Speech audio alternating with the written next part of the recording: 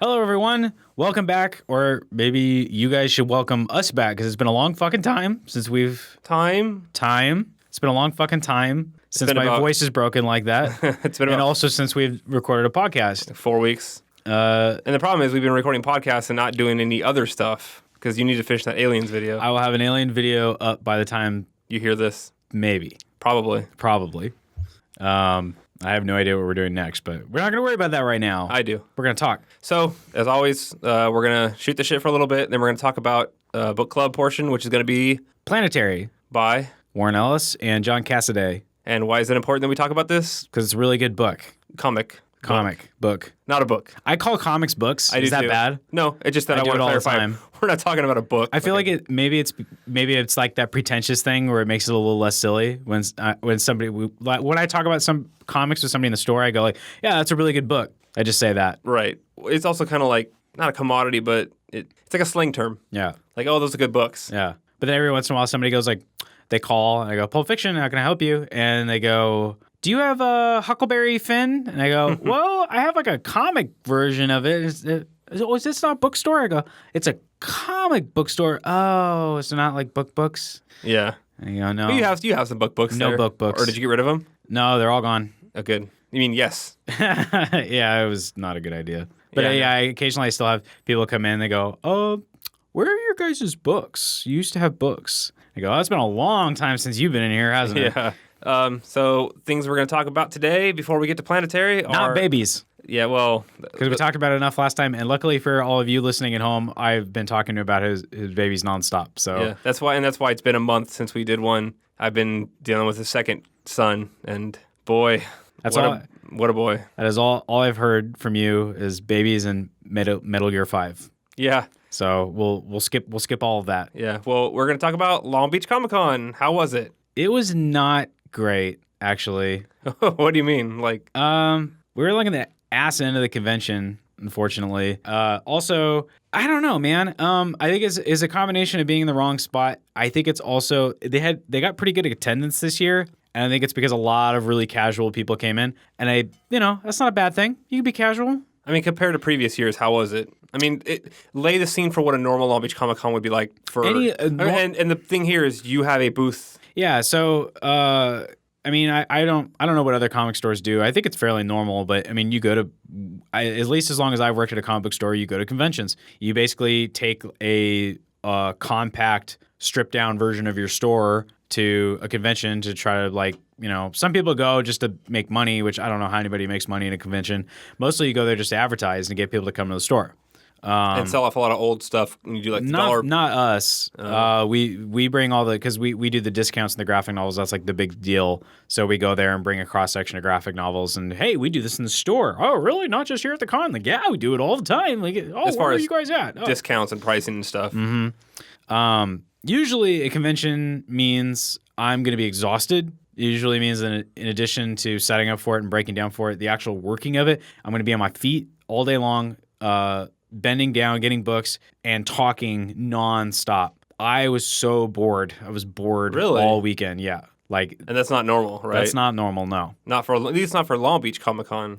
Long Beach Comic Con has been, I think that we've been getting worse locations, but I think it's a combination of that. You mean like booth location inside the convention center? Yeah. I mean, look, we're off in like nowhere land, which is because somebody signs up for the conventions too late. I was going to say, or doesn't spend enough money on location? It's not that. It's kind of first come, first serve. Like the earlier you sign up for it, the better chance you are of having a better spot. Right. Because they just fill in the spaces. I mean, obviously within reason. Like, so you pay for like corners, half islands, full islands. Like this is the kind of like terminology you use.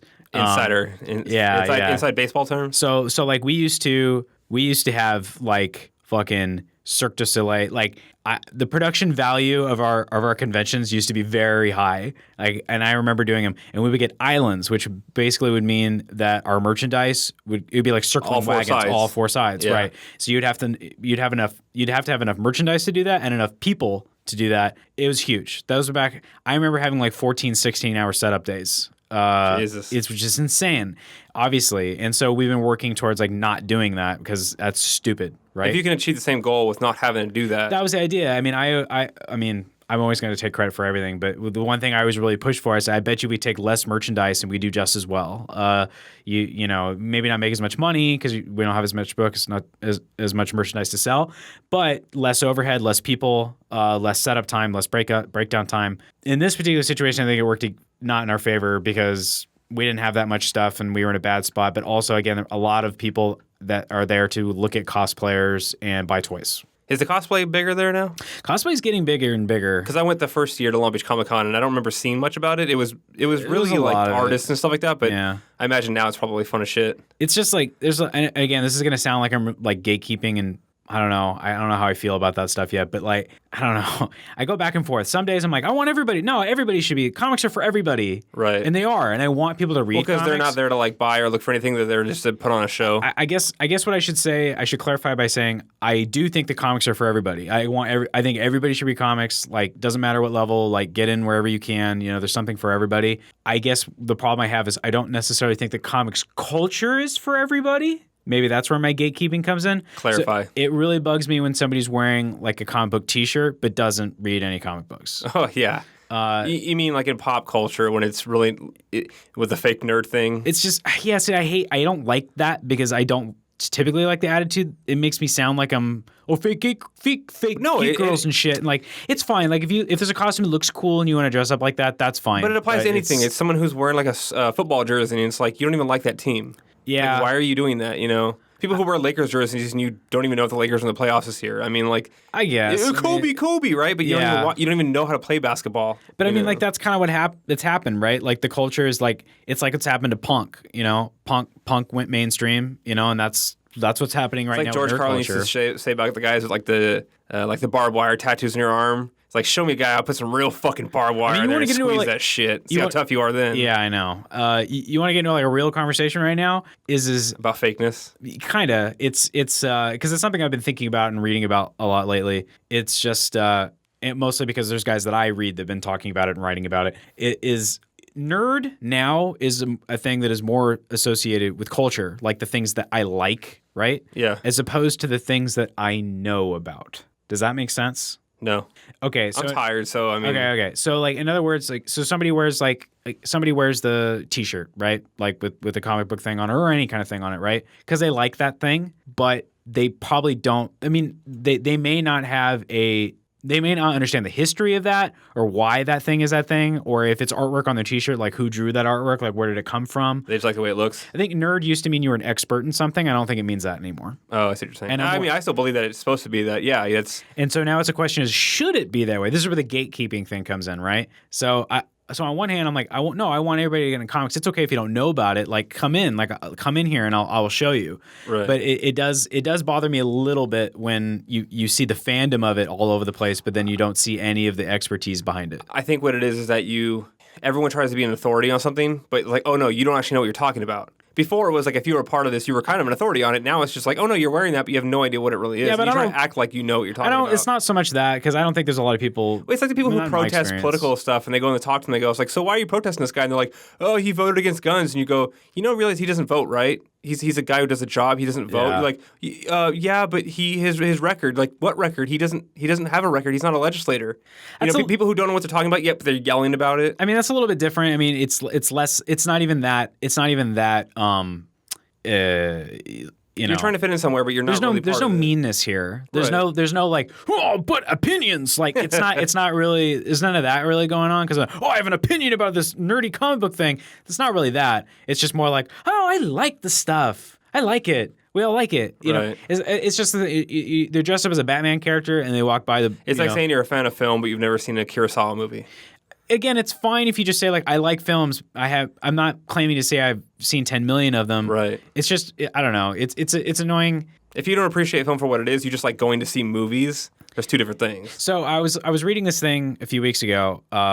It was a guy who was working at DC Comics or Warner Brothers or both, because Warner Brothers and DC are like the same thing now. And they were talking about how, new media like movies, TV shows, DVDs, all that kind of stuff, like how that affects like trade sales and stuff. So he was saying that in DC's particular case, their movies and things cannibalize their graphic novel sales. And I was like, that's interesting. What does that mean?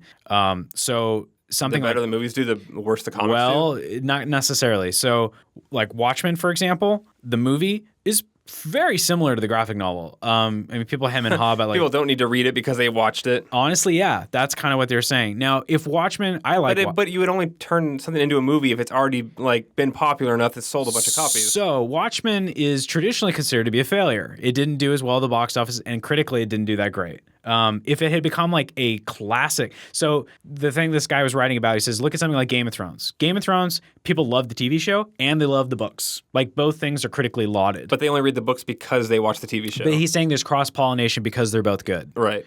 People that really like the show, they hear the books are good and they want to read the books. People that read the books and they're really good, hear the show is great and they want to watch the show. The difference is Watchmen, because it's not like amazing. I think it's good, but it's not like this incredible thing. I like it a lot. I like it a lot too, but that's another conversation, I guess. Since it wasn't like this huge hit, people don't necessarily feel like they need to like inspire to go read the graphic novel. They're like, oh, I saw the movie. It's not Jurassic Park. Batman, some of the animated movies like Dark Knight Returns and Year One are pretty much the books. Right. Like, and these things are like streaming on Netflix. I don't know if they're streaming now, but they're really easily accessible, like more accessible than just having a graphic novel, or you know what I mean? So somebody's like, oh, well, I watched the movie. You know, they don't feel like they need to read the graphic novel. Like, it's becoming to the point. It's where people are putting like the cutscene version of a video game on the internet, where you just watch the cutscenes and didn't play any of the game and feel like you understood the story, or like, I played that game. When you didn't play it, you just watched all the cutscenes from the game. I liken it to more like the teacher assigns the book and then you watch the movie version of it. Yeah, or you read the clip notes. Right. Which that sucks. And I don't know how much of that's true, but that's what he was saying. Like sales are down on some of this stuff because they cannibalize their own sales.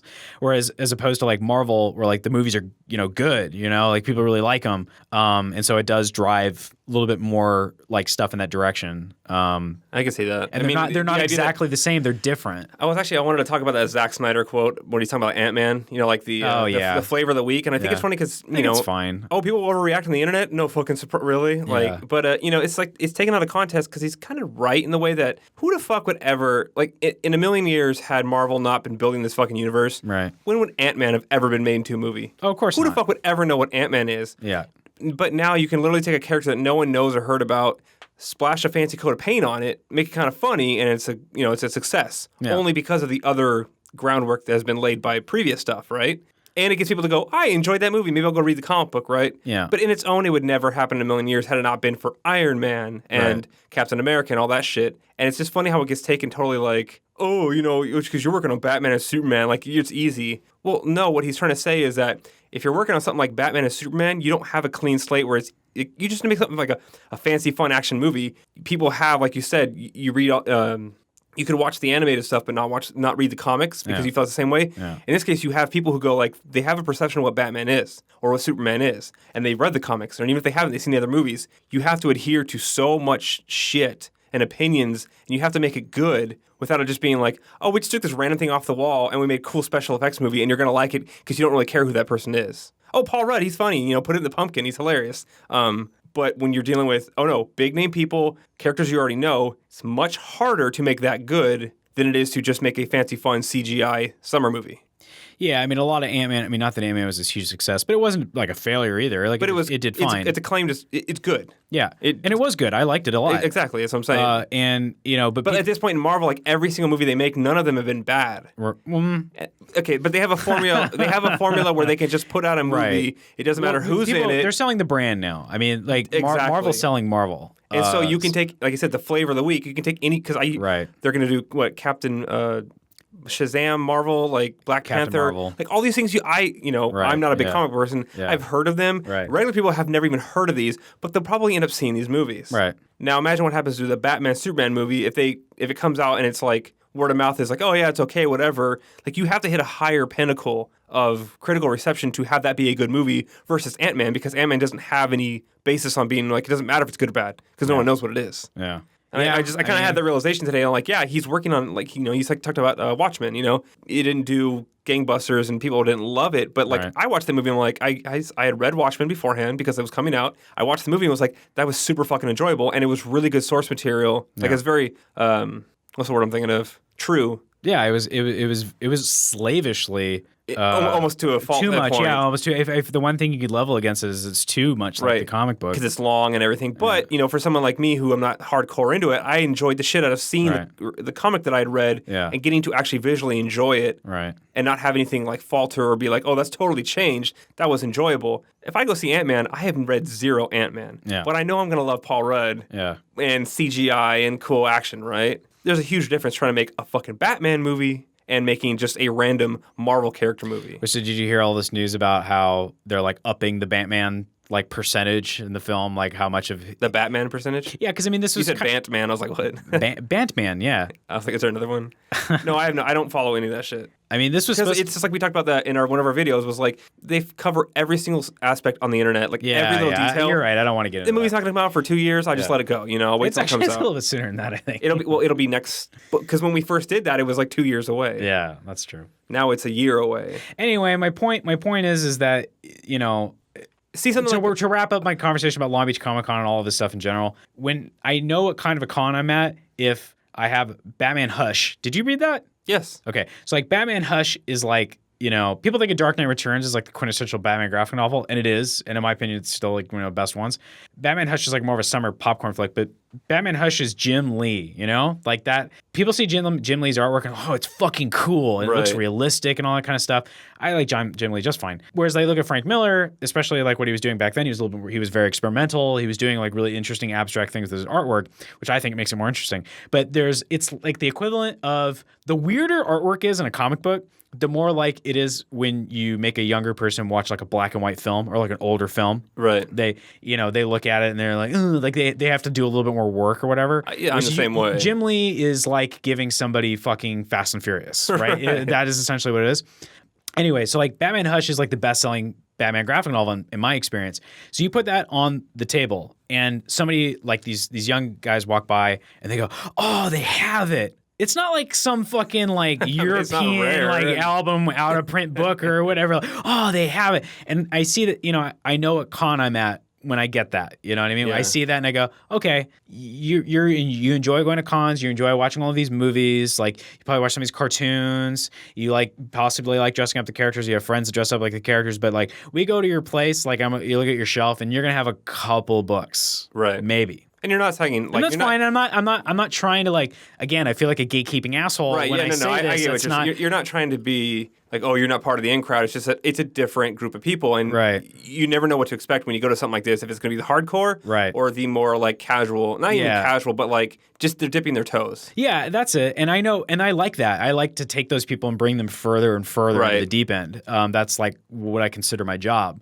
And but it's hard to do that when, again, you show up at the con and you expected to sell a lot of new stuff that came out this week and last week and the week before to people. That's more for people that are like keeping up with it and they're just looking at it like, nah. They just like walk by and I'm like, fucking like this is a good book. Like if you cared about comic books, you would want this. But I should have just brought fucking Batman Hush and, this and that and the other thing that are just like basic books. I mean, comics are a weird thing because they've been going on for many a decade. And so when it's like, there's a lot to pick from. So for someone like me, I'm like, I love the Batman shit. And you can just go like, well, there's all these great Batman stories you haven't read. They've already happened. Mm-hmm. I don't have to ever be on the new stuff because there's already so much old stuff. Right. And even not even old, but just even relatively recent. Right. I can still do that without even touching what's new. Right. So I mean that goes for anything, that goes for movies, that goes for. But movies are still you still get a lot of big things that come out like that are mass you're saying appeal. The stuff like you feel the immediacy of a new film coming out. Yes. You don't feel the immediacy of a new comic. You hear about New 52, and I'm just like, I don't give a shit. Right. I could care less. In a year, tell me if it's good, and maybe I'll read that collection, whatever. Right. But it goes along with trades and hardcover, like the collections and all that stuff. People just wait till whatever. Right. You have a lot of like, there's Year One, there's Hush, there's Dark Knight Returns, there's all these big things you can just get on their own versus having to be part of the weekly cycle or the monthly cycle. Yeah. You can be a hardcore fan and not even know anything past 2009. You know what I mean? Because there's just so much backlog. You'll never read it all. Yeah, I mean that also goes to like. But what makes one more hardcore than the other? The one who's keeping up every week, or the person who's not trying that hard but have read way more back end, right? Yeah, I mean, that's what I'm always like, because we've said part of what we wanted to do is not try to compete with like all the new stuff. I don't. And there might be some new stuff, especially, I want to talk about it tonight, I guess, because, our Warren Ellis, like, reading Transmit and then reading Planetary, it put me in like Warren Ellis mode. Like, I've read like 7 Warren Ellis series, like since the last time we chatted, and there is some stuff that he's doing that's new. It's brand new, and it's really fucking good. So it's a little bit of both. Like, it's different for me because I have kind of a responsibility, I think, to and you have more access and time. Yeah, all of those things. So yes, I can usually go on and on about stuff that's like already come out and done or in the past. But even then, like, I don't even feel comfortable talking about like gatekeeping and stuff, because I know that if anybody ever listens to this that actually knows me and like knows comic stuff, and like, Ryan don't know shit. Like, right. There's plenty of stuff that I have not even touched. But again, there's so much. But I'm always learning. I'm always absorbing more and more. And variety. You have a lot. You have a better variety. You don't just read Shit. In just the last couple weeks, I read Warren Ellis science fiction comics. I read a brand new horror book. I read fucking Scrooge McDuck comics because I heard the art was amazing. I had people insist that I needed to check this out because it's an important moment in cartooning. So yes, like, it's just like film, like when somebody says like, watch this film because it's important, not just because it's in a genre you like or it's a filmmaker you like, but like, watch this because this is important to film. A good example is like Lincoln. I've had it on my server for a long time. Yeah. And I finally just like the day just said, you know what? I'm never going to get around to watching that. And at the time I wanted to because it was nominated and it was big. And I said, so you know what? My life's, I'll survive if I don't watch Lincoln. I don't have time. I think it'd be minor Spielberg anyway, in the grand scheme but not even with the idea that like, I'm not like, oh, you're not a fan of film because you didn't watch Lincoln. There's a million other things I watched that are, just as good or whatever. Not just as good, but, I don't have to have seen everything. Right. Because I don't have time to see everything. So I'm going to find the things that I want, not just because it's this landmark thing. I never saw The Blind Side. I don't care about movies that win Oscars or... Yeah, but you know what? If they don't appeal Oscar to me... movies are fucking bullshit. That's what I'm saying. Like, there's some that are worth seeing. Like, I have Boyhood. I'll probably get around to watching Boyhood at some point, but I haven't yet. It's the stuff you really look into the future and you go, is that movie are people going to be like tracking that down and watching it in 30 years? But at least it's like, did I ever get to understand what the hype was? Like Birdman. I still haven't watched Birdman. See, people are going to forget it. Don't. Like, people are already done talking about it. You can skip that movie. But I want to know what I really, I want to feel it for myself. But whatever. I mean, I get what you're saying, and there's just two different ways to look at it. Whereas, like, I don't know. Again, Yet I haven't been to the movies. If I haven't sucked Mad Max's dick enough, like, fucking, that's a movie I think is going to be important for a long time. I think. I just hope it's an inspiration to make things like that. I think that too. I imagine a whole generation of kid. I had a fucking kid come in and buy the trade. Like, they made comics telling all the backstories of the characters and Mad Max and stuff. Not that much though, because I was like, oh, don't tell their fucking backstories. Like, it's great that it's a mystery. It's not that hardcore. But he's like a young kid. He's, I don't know, 11 or 12, and he bought it. And I'm like, is like, this is for you? Like, you like the movie? He's like, yeah. I'm like, that's fucking awesome. Like, I hope, because if I was 12, 13 and I watched this movie would like fucking, that it would be important. Like, I'd be watching. I don't know if your brain's been spoiled by CGI or you don't know what practical effects are versus, fake. Yeah. For someone like us who we went from watching movies from the 80s where people were dying while they're making the movie to like seeing the transition to more special effects, more fancy, to things like the Avengers, and then now going to see back again real shit again. Yeah. It's more impressive to us because we missed that. Whereas a kid, it's hard to understand how they view things. Like, I think about my kid, he watches animation and cartoons. They like, when we were cartoons, they were hand-drawn Saturday morning cartoons. Now they have fucking Kung Fu Panda, not even cartoon, but like, it's animated weekly almost, Which with an animation style that would have been acceptable in a movie theater. Like, yes. Yeah. And so they turn that shit out so fast that it doesn't impress them as much. When we first saw Toy Story and went, oh my God, look at this, right? Now there's Toy Story shorts, every 6 months there's a new Toy Story short or something. Like, it's crazy to think that, can he appreciate Akira? Yeah. You know what I mean? The idea that... I think so. I think that movie... I think you look at that and it still looks fucking awesome. It does, but I'm just... The difference between when you look at it and go, oh my God, someone drew a hand and then... What? It's like we talked about Transmet. Yeah. Somebody drew every frame and colored and just... There's so much stuff in there. But now it's just like, it's just superfluous because computers can just auto-generate a whole city. Boop, done. No, not the way a comic artist needs it to be done. No, but that's what I'm saying is that you watch something like the first Avengers and the way they rebuild New York, and it's just like a massive thing that was just all, you know. It's funny, like, I not that they're similar or there's an analogy there, but like. You just smash buildings and it's like nothing. I mean, you could criticize it's comic artists have been criticized for just like photo reference. You know what I mean? Like they're just looking at a building and they draw it. They maybe even traced over it. But it's just saving time. It's kind of, yeah. I mean, like or if it's not the focus of the actual frame. Like a Norman Rockwell trace, so who cares, right? Yeah, it's a funny thing. Or like, you know, the guys that just look at models, you know, and they just draw like models. Yeah. I don't mean model like model trains. I mean like supermodels. Yeah, whatever. Everything's good.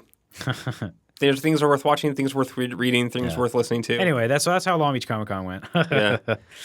Well, I don't have much to talk about. Yeah, you just got kids. I mean, just to put it in perspective, first kid was, you know, babies are rough on dads because we just don't know how to. I mean, they cry and like, it doesn't care about me. I don't know. Women just have like the soothing touch and stuff. But first kid, I remember being like upset a lot and being like, it sucks. But wow, second kid. Way fucking worse. Like colic, if you don't have kids, you don't know about kids, like colic babies and things like that. That's what I'm going through. Colic sounds like either like a disease, like a thing you get, or like an Irish name or like a Scottish name. I don't know what to say colic.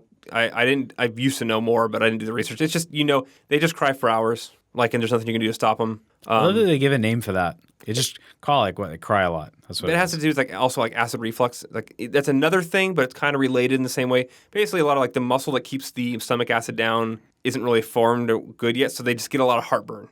And so, what's a baby going to do when it gets heartburn but cry the entire time?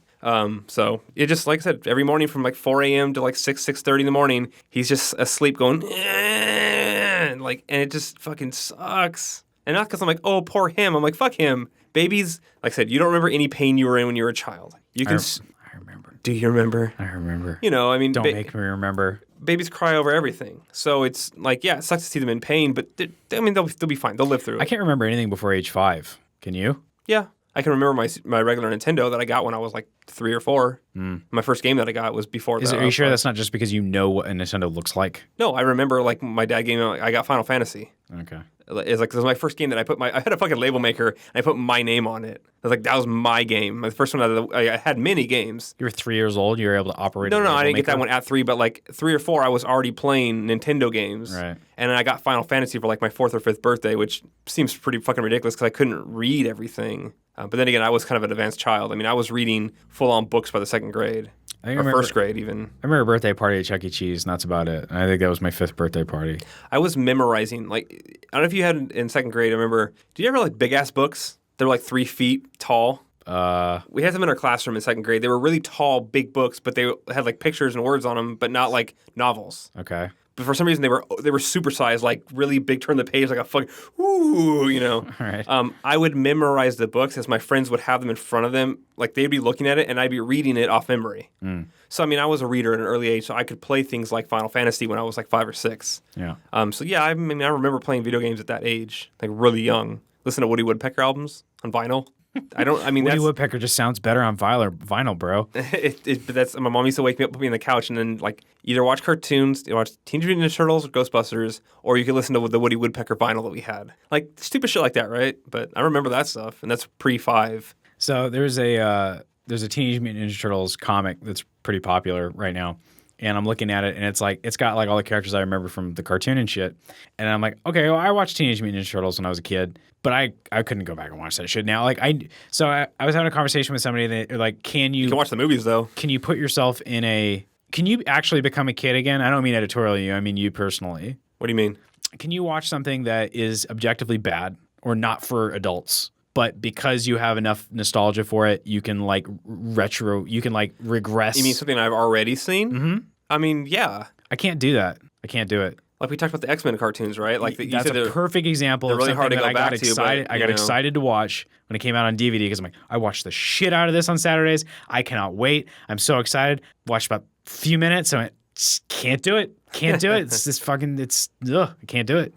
I think I've been trying to go back and play some Nintendo. Like I've been having the kid play Mario games. Like. Yeah, but they're objectively good. No, not Mario Brothers. Like these weird Mario teaches like reading or like Mario teaches shapes and colors games that were out. But They were Super Nintendo, so I had the emulators up. So I was like, let me play this Mickey's Disney Adventure game. I remember playing this as a kid, and I tried to play it. I was like, this is fucking horrible. Is that the one where he's like a sorcerer or something like that? I don't know if it's just you're going through the park from overhead 2D and then it goes into like, I could have played for a couple minutes. I was like, this is horrible. Like, yeah. In that case, there are things where this is great when I was a kid, but it's so, I can't do this now. It's funny because that's the opposite. Like you enjoyed a terrible game when you were younger because you didn't know any better. Whereas like for me, I probably number one reason I didn't get into video games when I was younger was because I didn't have any of my family that played them. I was the oldest sibling. I didn't have an older sibling that like knew better or a dad that knew better or anything like that. And the only video games I ever asked for were ones that were based on comic books. And what do we know about video games that are based on comic books? Yeah. I had like I won like Amazing X-Men, Amazing Spider-Man and the X-Men. I had like Superman Doomsday. I had fucking like just the worst fucking games. Fucking games. And so I thought video games were stupid. Yeah, I thought they were. I remember you were like telling me when we kind of like became friends. You kind of had like almost. I'd already made up my mind about them. I'm like, why would you want to play video games? They're not fun. They're not fun at all. It's weird because I grew up playing games, and then I think I took a break like at the mid teenager years just because like money. Yeah. Like my dad wasn't no more money at that point. From like when I was a kid, we had not like we were never close to being like rich or even well off. But I had 200 Nintendo games. Yeah. I don't know like how that happened, but we had a lot of Nintendo games. But by the time like PlayStation era, like I was playing N64 at my cousin's house because I didn't have one, and my brother had borrowed someone's PS1, and I was playing all borrowed games. Like I didn't own anything until I got a job at GameStop, and then bought a PS2 for Grand Theft Auto 3. Like I actually was out of gaming for a couple of years, and it's funny to think that like that's crazy. Like thinking about me was just like, oh, games don't matter. I'm just chasing girls and whatever. You know what I mean? It's just funny how you go through that phase. I'm like, fuck, I missed a couple of years there, but then again, I didn't have a choice. But I can almost understand what you were going through because I was like that. And then I remember I got back in and was like, I love video games. Why was I not in this the whole time? You know? Yeah, speaking of which, we have to make this podcast a little shorter because I want to go back and play let's just jump into Planetary then. We are. I'm going to go play some more Metal Gear Solid 5 while my wife sleeps with the baby. I've been going to bed pretty consistently every night between 1 and 2 a.m. Yeah. And then sleeping for about an hour, waking up, changing a diaper, doing the buttons on the clothes, going back to sleep, like half asleep, awake, whatever, for like the next hour and a half. And then it's just kind of like in and out of it for the next hour because the kid, like I'm sleeping through crying children. It's amazing how tired you get. You just sleep through the worst noise you've ever heard. And she is too kind of, and then you kind of just like, oh, it's 6:30, fuck, my alarm's not going to go off and I'm awake, but I'm awake again, I'm going to sleep. Oh, fuck, I'm awake again. Like, it's rough. So I've been probably getting no sleep. But for some reason, the less you get, the more you just like, hey, life goes on. The one night I go to bed early and I actually get a little bit more sleep, I wake up, I'm fucking exhausted the next day. So at this point, I think it's just better if I just don't sleep really. Like the adrenaline will just follow it through to the other side. I mean, I'll get a couple hours. Tap into some like part of your brain you never used before, and all of a sudden you're like some kind of like no, like it's what it is. Akira style like psychic. Is the only time I'm able to have free time to myself is when people are asleep or off in another room trying to go to sleep. So I just said, fuck it, I'll just sacrifice sleep so I can actually have fun in my life. Because if not, I'd be getting less sleep, I'd be tired, and I'd be never doing anything fun. So I'd be super miserable. So at least I can play games all night and just sacrifice sleep. Yeah, that sounds awful. I'm not gonna lie. It sucks. It gets better. It's like that campaign. It's like you're a young gay or lesbian. It gets better. Yeah. Having kids, it gets better. Wait till you get out of high school. Yeah. Don't shake them and don't drown them. It gets better. Yeah, kids, man. God, I've had no time to do, but like time to do anything else. Like think, like use my brain to work on videos and stuff like this. Nope. Go to work. I take naps at work, like long naps sometimes, like really long. Because I'm so fucking tired. And then I play we get it. You're tired. Jesus. That's why when you say shit, I'm just like, fuck you. Because you know what?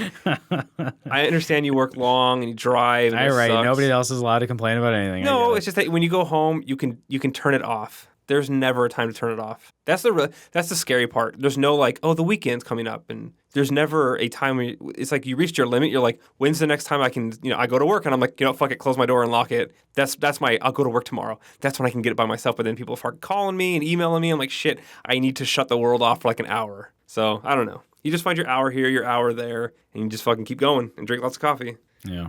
Anyways, the one thing before Planetary, if I can remember. It's been a fucking month, and there's like I don't have anything to talk about. That's how like quiet life has been when you have a child. It's just nope. All my notes are on Planetary, so I got nothing to talk about. Okay, that's fine. So let's get down to it. Yeah, let's talk about it. My butt hurts. Oh, and we got air conditioning in here now.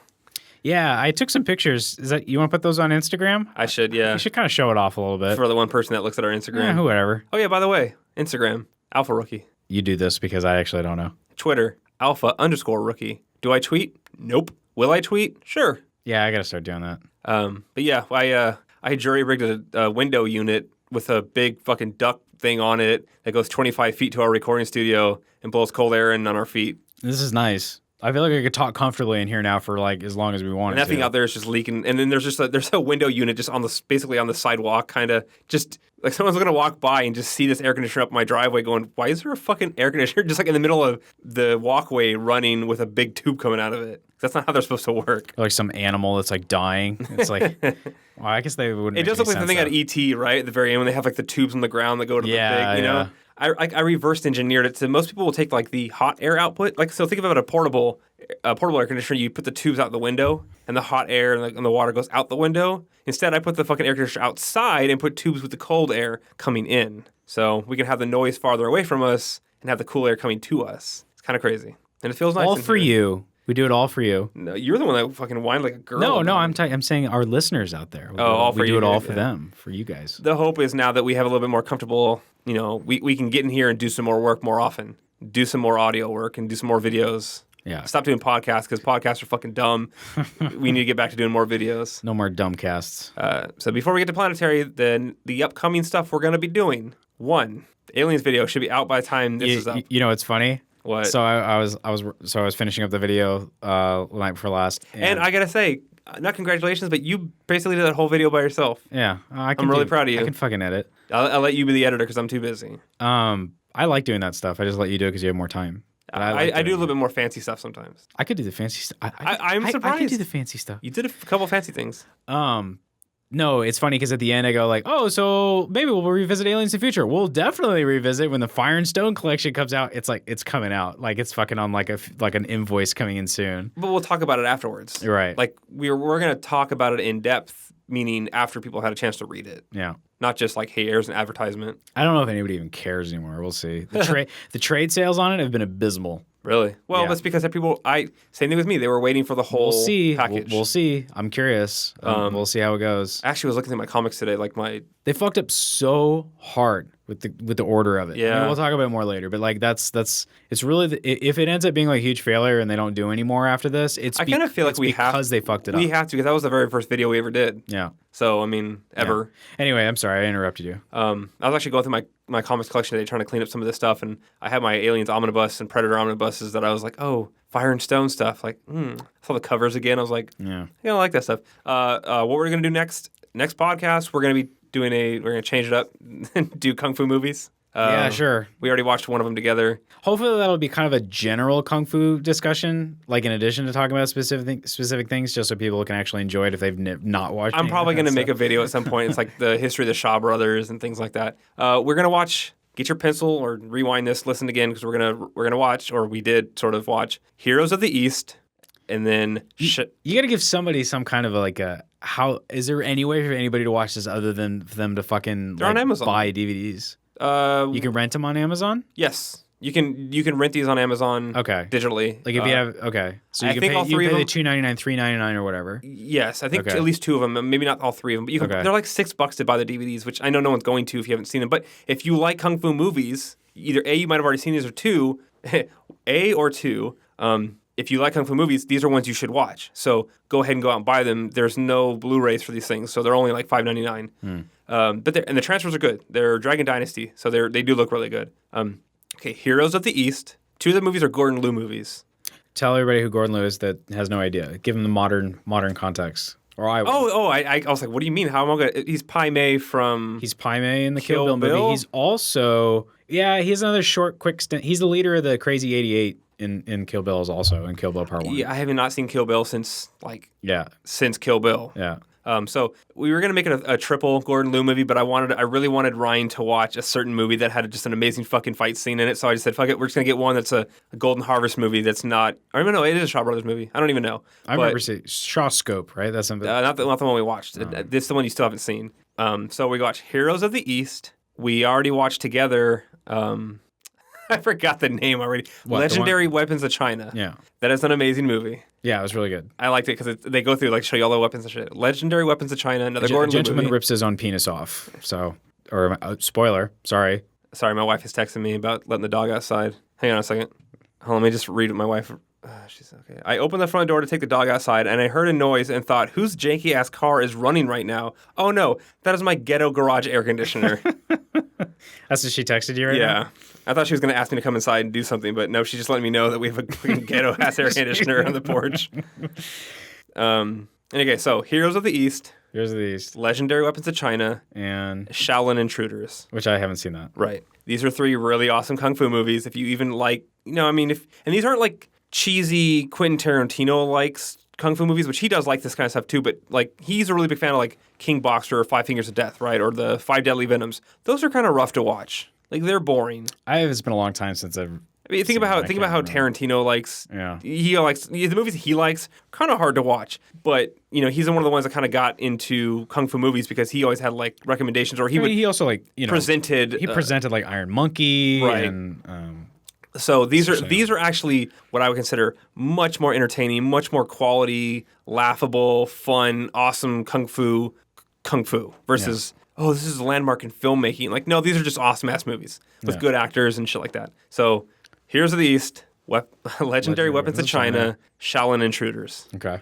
3 really top-notch awesome movies. Okay. Shaolin Intruders, I think the one that I own is at Region 3. You can get a Region 1. I might rewatch Legendary Weapons of China. I was really tired. I don't know if you noticed that I was like drifting off occasionally. When no, I didn't. But you always do that during like movies and stuff. It's just really fucking. I mean, come on, dude. He puts his fucking fingers and he smashes his back together. And holds his hand. Saw all the action scenes. I just felt I fell asleep during. I had to keep asking you questions like, wait, who the fuck is this guy? Why are they fighting now? The point in that one, there's 2 guys that are actually brothers. They look alike, and then another guy who happens to look like the guy. Yeah, I know. So yeah, we're gonna talk about those 3. So I'm a big like. I got into the martial arts movies and... Why did you get into the martial arts movies? Oh, shut up. Yes. I just want to know why you got into the martial arts movies. You showed me Shaolin. Did you like did your dad show you, or like did you always like martial arts? I used to watch that crap on the weekends, like on, weekend movies and stuff, but not to the point where I was like really into it or knew what I was watching. You showed me Shaolin Soccer, which then led to Kung Fu Hustle, which then led into me like looking for... old Stephen Chow stuff, and then everything. Also, I just like foreign films, not just kung fu. I like Hong Kong action detective movies and things like that. Of course, we don't want to run the risk of like burning out on Hong Kong stuff, I guess, or whatever. But like a lot of Stephen Chow movies are streaming on Netflix. If you ever want to do kind of like a Stephen Chow thing, as they should be, that would be an easy thing for a lot of people to watch. I wish he was still making good stuff. He just got so big after Kung Fu Hustle and Shaolin Soccer that he just became producing, and then the stuff that he would start making he just doesn't care anymore. Yeah, I really didn't like. What was the one about the little alien? CJ7. Yeah, that was okay. I didn't like it. You watched Journey to the? Not yet, no. Oh, see that one's like because you kind of didn't really give me like a vote of confidence on it. It's just fucking weird, but it's funny. Yeah. But it's not traditional. It sounds like I have something to put on in the background while I'm doing something else. He's making movies that are more like. I feel like they're from like mainland China. Yeah. So the humor and stuff like that is a little bit different and a little bit more like reserved. Yeah. Versus like one of his old movies, the bad guy at the end, like his weak point was you had to get his penis to come out, and that was his weak point. So like I don't remember how, but he falls on a stone triangle, and it goes up his ass, which shoots his dick out, and then his dick is the weak point. Like things like that, you're never gonna see in movies anymore. Yeah. I love old shit like that. So anyways. On to and then what we're going to be working on, which we should probably put this in the I'll probably re-record this, put this in the beginning. We have an Aliens Top 3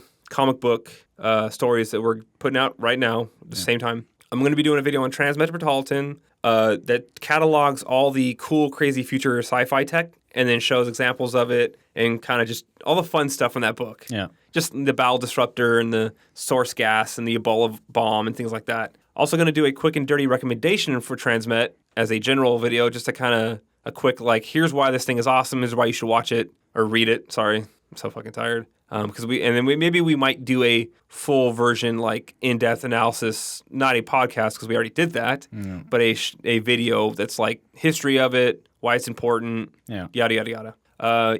Same thing for Planetary. I mean.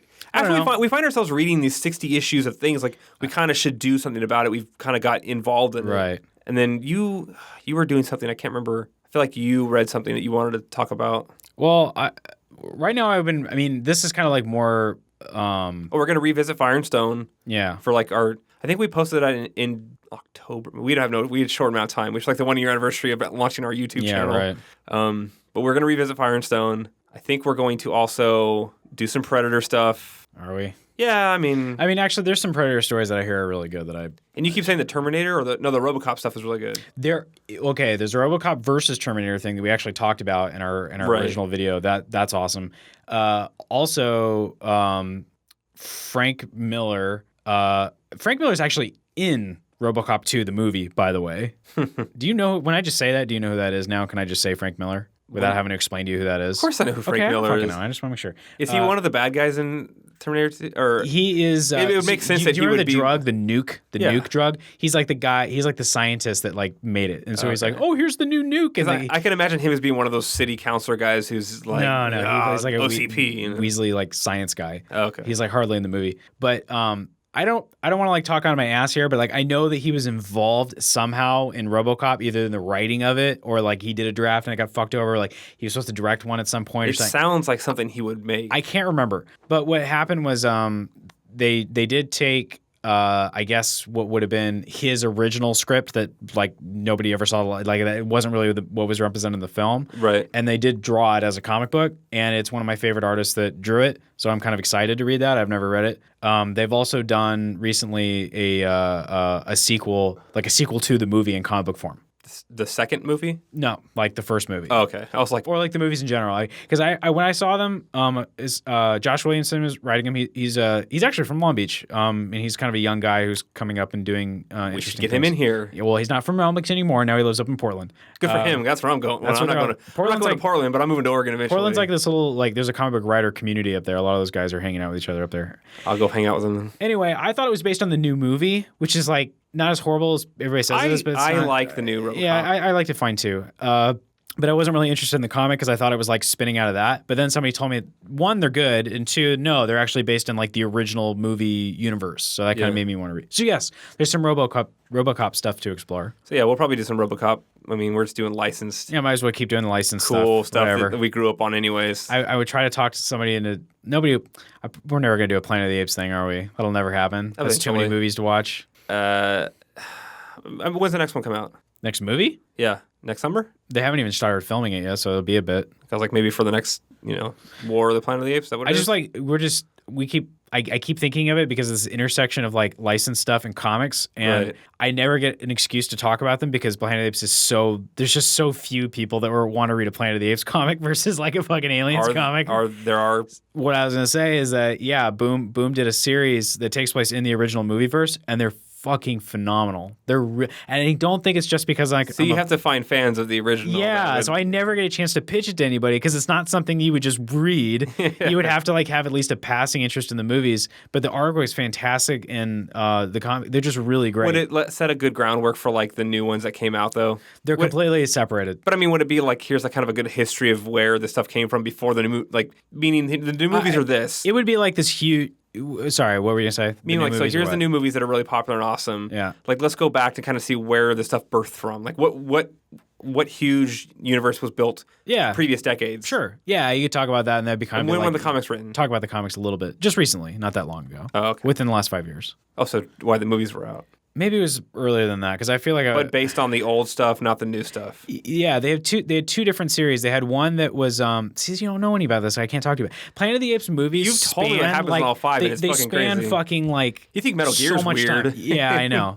But there's a lot of like. It's one of those cool things where it's like a universe. Like there's like groundwork where you could like. I don't know. They went and explored this pocket of time that the movies never touched. Yeah. And it was really fascinating. But it takes place in the universe that the first five movies does, built. But it doesn't have any of the characters from any of those films because it takes place so far away from any of those movies. Okay. It's like think of like when we read Dark Tower stuff and like somebody does a comic thing or like The Wind Through the Keyhole. Yeah. And those don't take place. They don't feature any of the characters from any of the actual novels. Right. So it's the same universe. So it's fun because like you can see like the groundwork for things that are in the other books. But it's cool also because it's like completely unexplored territory. Speaking of Dark Tower, you just jogged my memory. One of the teachers where I work, he had a picture of Roland Deschain on his background on his laptop, and I went, "You a little Dark Tower fan?" And he's like, "Yeah." Like, "Oh, fuck, awesome!" Like, and we started talking about it in the movies and everything. Like trying to, it's kind of fun to run into somebody who you don't expect. It's funny. He is like best friends with my high school English teacher. Oh, okay. And it's just weird. You run into people who lives next door to the big boob girl from Reno 911. Just I don't know. Just throwing things out there now. Which one? The blonde one. Oh, okay. I feel bad. Like I don't know her name, but that's her character. She's the big boob girl. But you just brought up another really good. It's really cool. That's like, hey, you're Dr. When did you read them? Did you read the one that had the prologue, had the extra ending on the end? Yeah. Like, because he read them when they came out because he's older than I am, but not like all of them. Like whereas we got them all at one time a couple of years ago and kind of just read them one right after another. He was waiting for them to come out after issues like numbers 4, 5, 6, and 7. By the way, this is Stephen King's The Dark Tower. I don't think we're going to be doing this in any capacity or covering it. I could never reread that stuff. It's too long. But they're so fucking good. The comics are good too. And that's what I wanted to bring up. I was going to say. I'm really disappointed the comics didn't go where I was hoping they would go. Well, don't tell me because I think. Well, I don't know what I've not read anything beyond the stuff that was prequel. I gave up. That was a couple of years ago. I stopped reading them because when it first started, it was like, hey, we're going to retell the third book, I think is what it was. Fourth, Wizard and Glass. They open up with Wizard. Yeah, it was. Wizard and Glass is the fourth book in the series. Yes. And it was the first comic book in the series, pretty much just adapted that. Yes, you're right. And what it is, it filled in the gaps, like kind of, I think, prior to that and then kind of post that. And also right after that. Because Yes. you see the kids go home. Yeah, and it's like That's what we're talking about. Same time period as the book, before and after, and then I kept thinking, okay, the stories are going to differ a little bit, and I don't want to like get into spoiler territory of like what I expected that what was going to happen was this. Yeah. This was a different loop, right? And then it just started retelling the books basically from the get go, and I kind of got like, oh, well, I don't want to just read comics that are based on the exact stories in the books. Listen, we should do Dark Tower comics. Okay. I have a lot of people that are. You would be surprised how many people either ask about the comics or just read the comics and have not ever read the novels before. It's so much refreshment. I'd have to like for the comics. I have to remember. Reread the comics I have. It's not any more than you read for Transmet. And then get a hold of the ones that I haven't because I own the first. I have everything. 5 volumes. I own all of it. Okay, but still, how many volumes are there? I have two. I have big. Or how many collections? I have big fat omnibus. Because there was editions. All the story arcs were like 5 issues. Right now, like for what I have one big omnibus that is everything. It's prequel, so it's everything that leads up to the Battle of Jericho Hill. Mm-hmm. And then I have a second volume, which I haven't even cracked open yet, and that is everything from after Jericho Hill to the way station. See, is it just retelling the books though? I don't know because I haven't read it yet. All right. See, there were some inklings in the beginning. People were talking about it back when they were new. That like I said, I'll just say that this was a different loop. If they are I don't buy any of that shit. And it seemed there was a little bit different. No, they're just adapting the books. And then and it's the same thing with the Stand, right? Yeah. Like I really enjoyed the Stand. I actually know that they're adapting it because there's one of my customers that comes back in and he's telling me what because right now they're doing the drawing of the 3. That's like the comics that are coming out right now. You see, I don't want to read it until it's all done. Yeah. Every last. I'm not saying that, but like all the prequel stuff might be interesting to talk about. Yeah. Like I said, or whether like is at least a conversation like, is this something you should read before or after you read it? I have a lot of people that just read it. They don't want to read the novels. It's hard to read something that's not finished or to like, you know what I mean? Because it's not done. The Battle of Jericho Hill is like sort of the end of that whole thing. The stories, the arcs were 5 or 6 issues apiece, and I think I have like 4 or 5 sets of 5. Yeah. So I'm thinking, and that was years ago. So I stopped reading. There was probably. It'd take a while. Regardless, maybe Dark Tower stuff. So that's a lot of different ideas. Regardless, I ran into somebody who was a fan of Dark Tower, and it was really cool to talk about it. Yeah. For a little bit. I'll talk about Dark Tower all day. I'm going to reread those books. I will. See, what are you fucking complaining about? Life, time. I could read 7 fucking books again. I don't, really. But I'd like to think that I will. Yeah, I know. So anyways, we keep going on too long with this shit. Let's get to Planetary. Oh, we haven't even talked about it yet? We're like, that's right, we're wrapping up. Next. Okay, let me start with Planetary real quick, because I think it'll lead to you really well. So Planetary... Give it an intro. What is Planetary? Planetary is a series by Warren Ellis, so the gentleman we were talking about that had written Transmetropolitan, and John Cassaday is a very different artist than Derek Robertson. Who drew Transmetropolitan. Yeah. I was kind of curious how you kind of responded to that. Planetary, okay, I'm going to do my best with this. Some of my info might be wiggly, but I don't think it is. So Planetary was originally published by Wildstorm. Wildstorm without going into Okay, this is not the interesting stuff. What year was it written? I don't remember. I think it's late 90s. Okay, it's post. It's post transmet. Actually, may not. They may even been not that far away from each other. Because there's some Spider Jerusalem in you see him. So yeah, that's actually that's a perfect. I'm glad you brought that up because that issue is that's like one of the most meta issues in the whole book. 98 to 2009. What? Well, that's only because the first it stopped at like they never did the last issue, and then they did finally the last issue years later. Really? Yeah, people just waited on the last issue like for years. That's crazy. I'm trying to think what the last issue like where it got cut to be only the last, but it's the rescue mission. Whatever. Don't spoil. No. In terms of like how much was just the singular last issue. Oh, to get to. Well, we're gonna talk about it, right? Yeah. Yeah. When he'll start off at the very end. Yeah. Right. I mean, I don't know. I mean, we're gonna. I don't want to spoil this one because I don't think we didn't really spoil Transmit. Not really. We talked about it a lot without spoiling. Because it's broad. It's a very broad strokes. This one is very specific. Okay, so in Planetary, I was gonna say that in the late 90s to early 2000s. Yeah. And I won't do all the history stuff, but what I was going to say is that Planetary is a comic about comic books. About more than comic books. Stuff from comic books. Pulp culture. Yeah. Is what I would say. Pulp fantasy. So why I said we can talk about this without spoiling it because there's so many issues that feel like one-shots. They have nothing to do with the other ones. I look at like X-Files. I think there's Monster of the Week issues and there's mythology issues. Yeah. It starts out mostly, though, with Monster of the Week issues. Yeah. So as a beginning throw, I'll just toss it out there. I didn't really like Planetary that much. I started reading it and I was kind of like, I get it, but I'm not really, I don't care. Now, by the end, I was interested in the story, not the monster one-shots. Right. And so it throws, like, the first 6 issues are just, like, random this, and this, which are, like, not interconnected, and they don't really tell a overarching story. And I'm like, am I going to read 20 or 27 issues of just, like, random stuff? But eventually starts to pick up a little bit, and then I got into it, and I liked it. But it's weird because it doesn't just go from story to story to story. It breaks it up too often. See, for me, this was kind of an experiment. Planetary is a really interesting thing. I don't always recommend it. Like, it's not one of those books I just throw at people. I have to kind of gauge.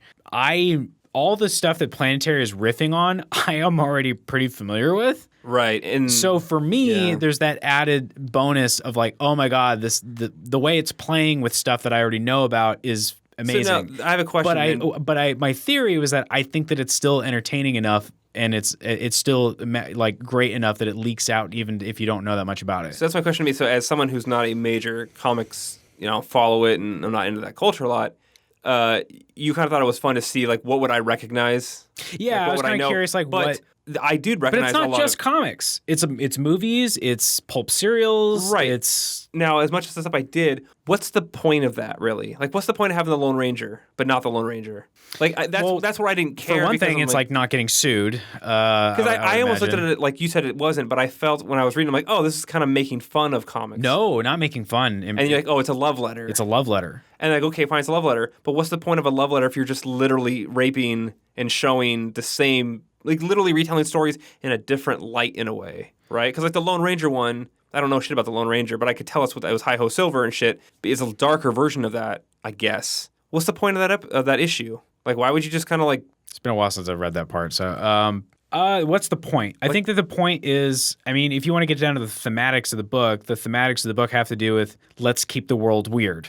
And so it's a celebration of the in mythology. What I mean is within the story, within the characters and their point of view, it's let's keep our fascinating world fascinating. And then the meta context of that, thematic wise, for Warren Ellis and for us, the reader, or at least for me, the reader, is look at all this fucking fabulous, amazing shit that we created. And one thing that I will say, I was impressed with how much of it was American. Like, I mean, you may not know, but like, because he's literally like drawing this tapestry of, as not just as comic book readers, as people in general that go to the movies and like to watch genre stuff or watch genre television or any of this kind of stuff and look at the building blocks of it, because that's what he's essentially doing. Like, this is all the stuff we have to thank in order to get to this point. And it's I'm happy with how much of it is American. Like there was still like the Hong Kong, there's Japanese. Racist. Well, like Warren Ellis is British, but like you said, he's kind of pulling from like 50 or 60 years of comics, which generally were American. Not just okay. So let's start at the very beginning. But like you said, generally, not all, but a lot of. Also, that wushu thing wasn't that big of a deal. The thing that you kind of got me excited for. You've seen the fucking movies and stuff, but like it's. I appreciate it was cool, but it wasn't enough. Whatever. It just you kind of overhyped it. I didn't overhype anything. I think that the action. I think that the action in that book is fucking phenomenal. It wasn't long enough, I guess. I wanted to see more. So the way I saw it was one of the things it kind of did. It pulls in. There's other things that have done this or tried to do this, but it pulled in all the, like you said, all the different comics or pulp culture, all the other properties. It kind of put them all in one universe together. Yes. So anything you've read or seen or done in a different, a movie here, a comic book there, some kind of actor, right? It put them all in the same universe. Yeah. Which is okay. That was pretty interesting. Alan Moore did that with League of Extraordinary Gentlemen, which you haven't read yet. No. Okay. He did that for Victorian genre stuff. Fucking Dr. Jekyll, Mr. Hyde, Dracula, 20,000 Leagues Under the Sea. He put those all together in like one universe too. Yeah. He did it for different reasons. He did it he did it as a send up to that stuff, but he's also a cynical asshole. He was like saying all kinds of mean things about Britain that book starts with a quote that says, oh God, what does it say? It's like Britain has always had a hard time differentiating between its heroes and its monsters. Which is kind of the whole theme of that book. Warren Ellis loves this stuff. He's not being cynical about anything. He's saying, wasn't it awesome when America was like way into like 50s fucking giant insect movies and stuff like that, where you get the them thing. And like, oh my God, like ants. Before we had Superman and Batman, we had Doc Savage and we had The Shadow. By the way, them. You want to talk about a movie that's old, black and white, like you can go back and rewatch and still hold up? That movie holds up so well. Yeah. I saw it again, and I only remember like the first half, the outdoorsy, like in the desert. Yeah. But the sewer tunnel stuff, didn't even remember that shit. I was like, this is so good. This is a really good movie. I enjoy the shit out of that. I mean, and all that stuff gets woven together. Like that could have just been but that military base was important. Mothra stuff is in there. I mean, okay, can we just rattle off real quick? So what do we see in this? What we see in Planetary. So you said you have Doc Savage, who is Doc Savage is the original. Without him, you don't get Superman. Okay, and he's Doc Brass, or what was he in this Doc one? Savage. No, what do they call him? I can't remember. It was. I just know. I know they're real world analogs, and I can't remember any of their comic book names. Who's essentially just like super strong scientist guy. Like he can just invent anything. It's so funny because this reading Planetary and playing Metal Gear, there's so many parallels to the idea that like all this cool technology existed in the 40s. Right. Like people were going to space and shit like secretly. Yeah. In Metal Gear, you're like, oh, this is the 80s and we can have all this crazy fucking Fulton technology. Well, that's actually real. But like wormholes and like weird stupid shit that's not real. It kind of like, oh yeah, this is also weird stuff that didn't exist the wrong time period. Transmet, future tech, right? It's just weird how it's all mixing together and they're 100 years apart from each other. Lone Ranger, who's one of the leather guys, who's William Leather or somebody who's related to something. No. I can't remember exactly. God, there was. I mean, some of these characters are also composites. Like you had, so you remember the guy that was like in the dark and would like turn into spiders or bats or whatever the fuck and like kill the guys. Like he all black with a fedora, like black fedora. Yeah, he's kind of a mix. He kind of looks like a Guy Fawkes almost. I mean, he's essentially the Shadow, but he's also a little bit of the Spider. Like these are characters that are very similar to each other. He's sort of like a composite character. His backstory made me think of somebody else. He's essentially like every pulp character that eventually became Batman. Okay, that makes sense. Oh, you didn't read the Planetary Batman crossover? No. I should have given that to you. That sounds really interesting to me. Okay, so then we also have, you said like the Fantastic Four, which I didn't get that, but until he said he can stretch his brain. Yeah. I went, okay, stretchy. Okay, yeah, that's Fantastic Four. Because yes, because you don't meet Green as the pilot. Mm-hmm. He's he's knocked off where you're like he's dead by the time the main storyline is going. No. He's the one that goes into outer space and gets stuck on the thing that goes out of the universe. Right, but my point is that he's not a player in the story. No. Like it's just the three. But he's the what's his name from Fantastic Four? He's the Thing. Okay, so he's the Thing. Yeah. I saw that because they don't show him until that issue, and you go, okay, now I see what you're talking about because it's totally him. And you have the character. You have these quick side things where like there's the guy who's the Incredible Hulk. They had to bury him down to the bottom of the earth. It's a one shot. What? Do you remember there's a story about a guy and he ends up turning into a monster, and then they can't eventually they don't know what else to do with him, so they just literally bury him down in the middle of the earth, and then he dies of starvation after 150 years. No, I didn't read that. That's there. It's like a little one shot. Maybe Did you see the thing that it was kind of showing how I don't remember what the real character, but the Fantastic Four analog bad guys one was invisible. Yeah. Right? Yeah, you invisible woman. One you said was, I didn't catch the fire because he was blue and it was like electricity, but you're like, oh no, it's fire. He's burning at that intensity. He's blue.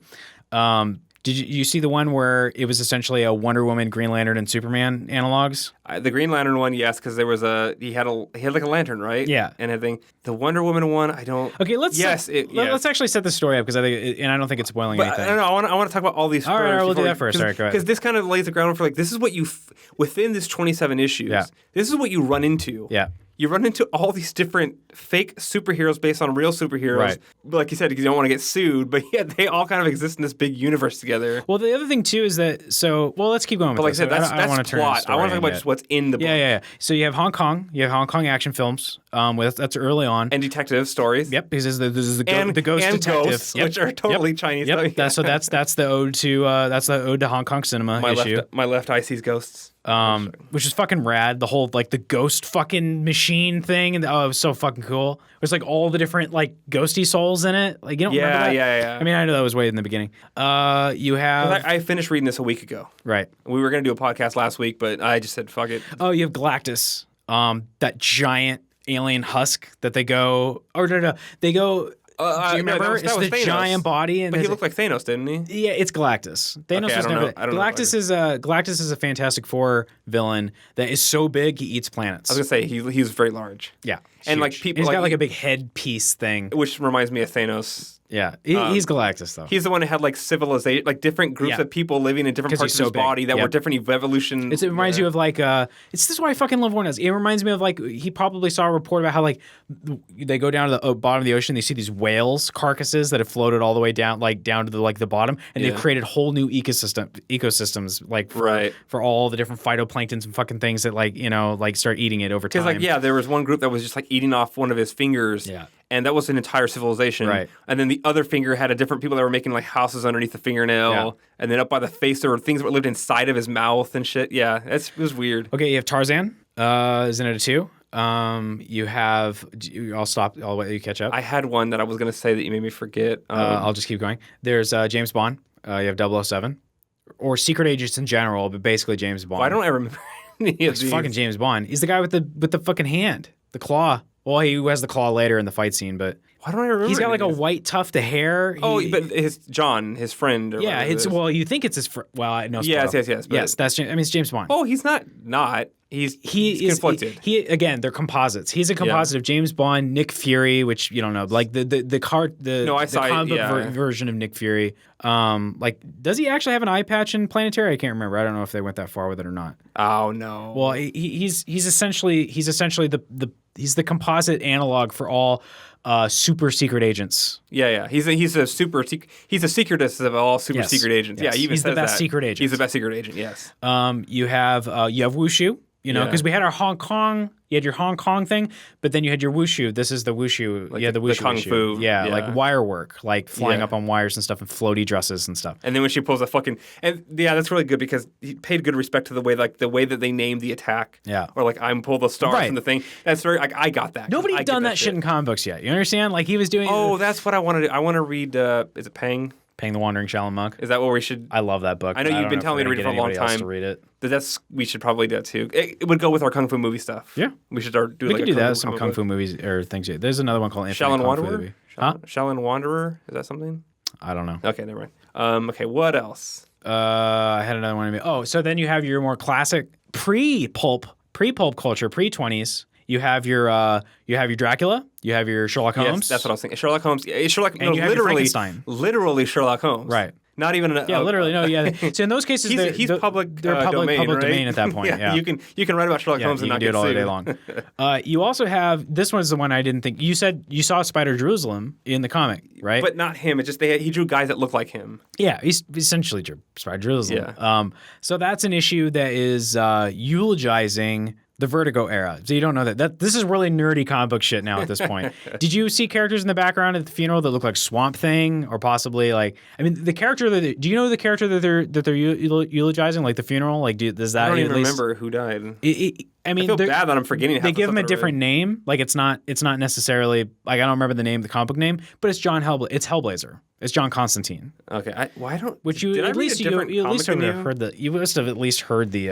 I know. I know who that character is. Yeah. And so that was really cool about that because then you find out he's not actually dead. He faked his death and he comes out of the shadows and then he changes his clothes and then by the time he's done changing his clothes, he looks like Spider Jerusalem, which is essentially him saying like, okay. This is really nerdy shit. Like when you go to that funeral, the people you see in the background are like you see like DC. It was a transition from the kind of characters that were before to what kind of. He's characters essentially now. eulogizing the '80s. Like the '80s were like we call this the Vertigo era, and you had like Sandman, Alan Moore's Swamp Thing. You had Hellblazer. You had these characters that sort of defined what mature comic book storytelling was. And here's Warren Ellis doing his thing now in the '90s. And in the late 90s. So it's sort of him like, this is me carrying the torch kind of thing. It's fucking cool. What else is in it? You got so we have the Godzilla, Mothra. You have your Godzilla, Japanese giant monster, giant monster, nuclear things. Weapon stuff. Well, yeah, you have the whole '50s like atomic era, giant ants and fucking invisible brain monsters and things like that.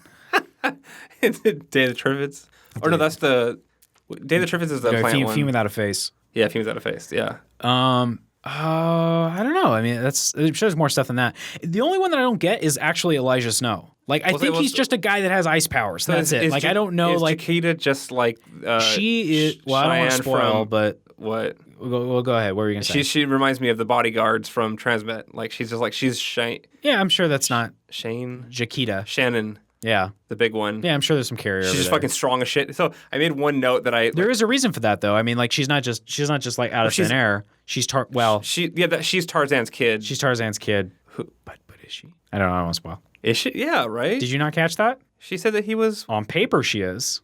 Okay, we'll get to that. But do you want to like pause or something? Is it really Elijah's kid? Yeah.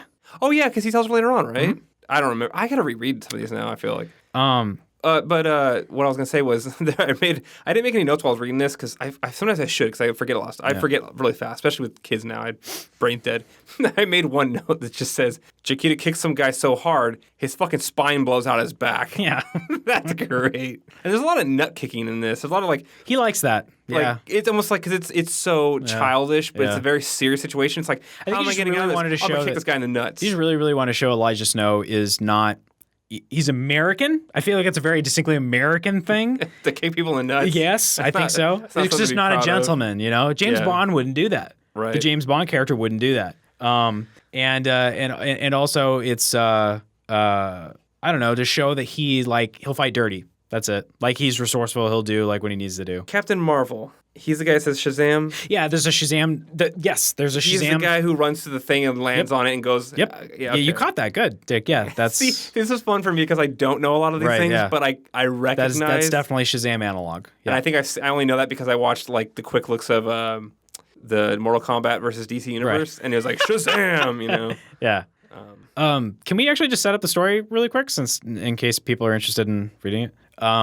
It's so I want to a little bit of history, just a little bit. So Planetary exists in this Wildstorm universe that I mentioned earlier. Do you know who Jim Lee is? We already talked about Jim Lee, yes. Okay. He makes that, yes. So Jim Lee has a art style that is, like... Yeah. But I have to admit, the black and white Batman statue that I've always wanted is the Jim Lee one. No, I ain't talking shit. Jim Lee's an incredible artist. It is, but the thing is that it does attract in the kind that are just like... Yeah. Oh, look at those fucking muscles, right? Yeah. Gears of War style, right? Yeah. Well... He basically created the style that then influenced like Gears of War, that big fucking space marine shit. But he's just more anatomically correct in general. He doesn't anatomically correct. Well, anatomically out of control. It's a comic book. Yes, but I have to say, even with all that said, I like that art style, but I'm not on just like a anatomically correct if everybody was Mr. Universe. It's fun to see things that were stupidly out of control. He would draw the tread on Batman's boot. Right. Nobody would do that. Regardless, there's that black and white Batman statue, the Jim Lee version that that's the one thing I've always wanted. That hulked out, super fucking strong, scary looking Batman who could just like push you in a headlock and just like smash your brain, you know? Does Batman always represent this big hulking monster? No. That's what I mean. Like, actually, Frank Miller is the one that made Batman a big hulking monster. But what I mean is, like, Sal, you think about Batman as like, I always like the detective. Yeah. You know, and the animated series. But you look at something like Jim Lee and you're like, but that's also super attractive. I like him drenched in his cape, you know, just cape flowing all over the place. Right. Like, but if there's one thing I wanted. Monolithic. If there's one thing I wanted, it was a Jim Lee black and white statue. The hulking, just monstrous on, as if he was doing Venom. He's doing Bane's juice and just got, whoo, look at me, I'm huge. Puffy. So without going into too big of a history lesson, the founding of Image Comics, which I won't go into, but each founder of Image Comics, so Todd McFarlane, people probably know because he created Spawn. And then made a bunch of hockey characters. Yeah. And there's a few other guys that I want to talk about, but like Jim Lee. Hold on, another aside. When I worked at GameStop, we used to carry some Spawn toys for a bit, and then we started pinning them out because no one bought them. But they would kept carrying all these NHL and NBA figurines. Mm-hmm. Like, why? Who the fuck's buying NHL figurines that are like, you know, the 5-inch little characters? I'm like, oh, because they're McFarlane. Mm-hmm. Like, why is he making these fucking sports figures? He's way into sports. Fucking dough. He can do whatever he wants. Oh, he's making so much money doing those, though. Not as much as Robert Kirkman's got now. Well, Robert Kirkman, fucking Jesus Christ. Yeah, but that's when you have a franchise that you can sell into other mediums. I mean, obviously, yeah. I mean, he's not even Kevin Smith because he's got like more money than Kevin Smith times whatever. Like he's fucking. You're looking at me like you don't believe that. No, He's in charge of like the hottest property. He had the rights, everything locked up for the Walking Dead television show and the merchandising. Yeah, I know. It's fucking insane. Anyway, By the way, you never watched Fear the Walking Dead? No, I don't like the main show. I know you don't even watch the show anymore, and I just I recorded the first episodes. I watched it. So you know what? Stop touching the microphone. I haven't watched them yet because it's one of those things where like you get to a point you're like, yeah, I get it. They're zombies. Like what else are you gonna do to actually make me want to watch a show? Because like the Fear the Walking Dead is about the think about the time that Rick is in the hospital. The 20 days later, like it's in LA during the time that it actually starts happening. Mm-hmm. Interesting, but the thing is, it's like in the end, you already know what's happening. People are gonna turn to zombies. Like, what can you make other than characters, right? Right. Fear the Walking Dead is a better made version of Walking Dead, meaning like it's shot, it looks nicer, the characters are. It just wow, that had been the show in the beginning, that'd probably be a lot more interesting. I love the first episode of Walking Dead. No, yeah. It's just one's more rural, one's city. Right. One's shot like a weird fantasy thing, and one's shot like here's what might actually happen. So there's like a draw there. I haven't been watching it, but I have the episodes recorded. I'm going to. On the surface, it's like, why should I waste my time watching another zombie thing in a city? Because you're not going to do anything. There's no twist you're going to throw at me. Like, oh, I didn't see that coming because it's just a zombie show at this point. But it's a better quality show to watch. It's just as far as the show being made as a TV show, looks, feels, everything better than what they've been doing with Walking Dead for years now. Anyways, Kirkman, you got a lot of money. Share it. Sure he shares enough of it. We'll say this. Probably the first comic book that you got me to really read and start reading comics was Walking Dead. Yeah, well, hey, I'm a drug dealer and I know my drugs. No, I know, but I mean, I got Adrian to read that stuff too. Yeah. Like that was the first kind of like, hey, read a bunch of comics that like span multiple volumes, and I did. Yeah. So gotta give her credit. Yeah, I use it for that purpose still to this day. Anyway, so yeah, just listen. Planetary. Just listen. So all these different founders had their different corners of Image Comics. Jim Lee's own little playground was called Wildstorm, and that was where he could create his own characters and do his own fucking things. He made Wildcats, which actually got turned into a Saturday morning cartoon for like a minute. A bunch of other things, Gen 13, some other stuff. In this universe, eventually, like after enough years of it, we get to things like Authority, which is another thing by Warren Ellis. Or it didn't start by, it was eventually by Warren Ellis. You have this thing called Planetary also. So the reason I'm saying this is because, so you have these things that are like obviously direct analogs to things that are like, you got your Dracula and Godzilla or whatever. But then you have your main characters and we just kind of accept that they have superpowers and stuff. Weird ones too. Weird ones, right? It's because that Planetary does exist in this Wildstorm universe, so technically they do live in a world that's like Marvel or DC. Yeah. Does that make sense? Yeah. But kind of when you just you take it for granted, like, oh no, this is like X-Men. You do take Some people are born as you mutants. take it a little bit for granted. Yeah. But because because of the way this kind of story it wanted to tell, it was by its very nature a lot more self-contained than the other Wildstorm things. So Planetary is like a 4-volume series that I still think you can just read. Whoops, just bumped the mic a little later. They do cross over with Authority at one point too. Authority, by the way, is like it's another fucking like classic like superhero thing. Like after people read Planetary, if they want to read more, like I try to make them read Authority. Authority at some point, Mark Miller like writes it. There is a fucking bad guy character that just eventually gets the power to just like manipulate reality. He could just like do whatever he wants. Yeah. And there's another character that's like, so they're having a fight, and there's this character called the Machinist. She's just like a robot girl that can interface with machines. Christian Bale. Yeah. What? Oh, the Machinist. I get it. And she's just like, okay, she's like flying after him. She's going to punch him. And he just goes back in time because he can control all dimensions, including the fifth dimension. He goes back in time to when she's a little girl and molests her. And then we come back to the regular time, and so when she sees him again, she's like, and she has this memory of him molesting her when she's a little girl, and she like curls up into a fetal position. That's awesome. I feel like we talked about when we did Transmet was like, just give me stories that are so off the wall and so weird that you just told me that and made me go, I want to read more of that. That's fucking comic books, man. Comic books, like, you can't do that. You could do that. You could do that, but you wouldn't. In a movie, somebody would say like there'd be notes and you'd have to explain it. Yes. And in a book, it wouldn't have the same visual impact. And in a TV show, same thing, like you'd have to explain it. And a fucking like cartoon is the closest thing you could get. In a cartoon, you could just do whatever the fuck you wanted, like an anime or whatever. You just do crazy bullshit and just let it ride. But, that costs a lot more money than a comic book does. Yeah. So that's what's amazing about comic books. You can do shit like that. Do whatever the fuck you want. Anyway, so Planetary is about... I know you want to go to bed. Planetary is about a small group of people. Well, I was going to say, you're talking about taking it for granted that there's like people with superpowers. In Planetary, you basically have the multiverse, where someone have found, here's how you connect every single parallel universe to each other and explore between them. So the idea is like, there could be a regular Earth like the one that we... Which is how you get a Batman crossover. Right. You have a regular Earth like ours, but then there's also Earths that have superheroes and shit like that. So, and they can cross over between each other. So that's why you can literally grab every pop culture reference you could want and just go, let's go to that universe and pull it into here. Pretty much, yeah. So it totally covers its own ass in a way that like, doesn't matter. You can have anything inside this. In fact, during that Batman crossover, there's a thing, I don't remember exactly what it is, but they almost like trap Batman in like a bubble because it all has to do with like you said, multiple dimensions and stuff. And at one point, Batman is just changing into every different version and incarnation of himself. He's just like old Bob Kane Batman and like Frank Miller Batman and like Jim Lee Batman. It's fucking rad. Oh, they hear the guy. They officially now have to say like co-creator of Batman. Bill Finger. Yeah, like so not just the movies, but also because like I guess he was like instrumental in making the film versions, but now like I guess it's official. Like now he has to have his name as like co-creator. Yeah, I mean just for those real quick, for those who don't know, like Bob Kane is the one who's been credited as creating Batman for the longest time, but like most of what we know is like Batman was created by a guy named Bill Finger. That's it, and he's finally getting credit. And he's dead. Who cares? It's just so. But he's dead. So he's been dead like a long time. I just happened to see that article today. No, I mean that's cool. Okay, so what the fuck is Planetary now about? You're gonna tell me Stan Lee doesn't draw Spider-Man? Well, he never claimed to. I know. But it's a matter of how much of it is Stan Lee, how much of it is Jack Kirby. No, that was the joke of like when people have him autograph stuff and like he draws a picture of Spider-Man, like he's not the guy who draws Spider-Man. He's the guy who created Spider-Man. Right. Like whatever. Anyways, I think it's funny. Jack Kirby, what? Nothing. What's Planetary about?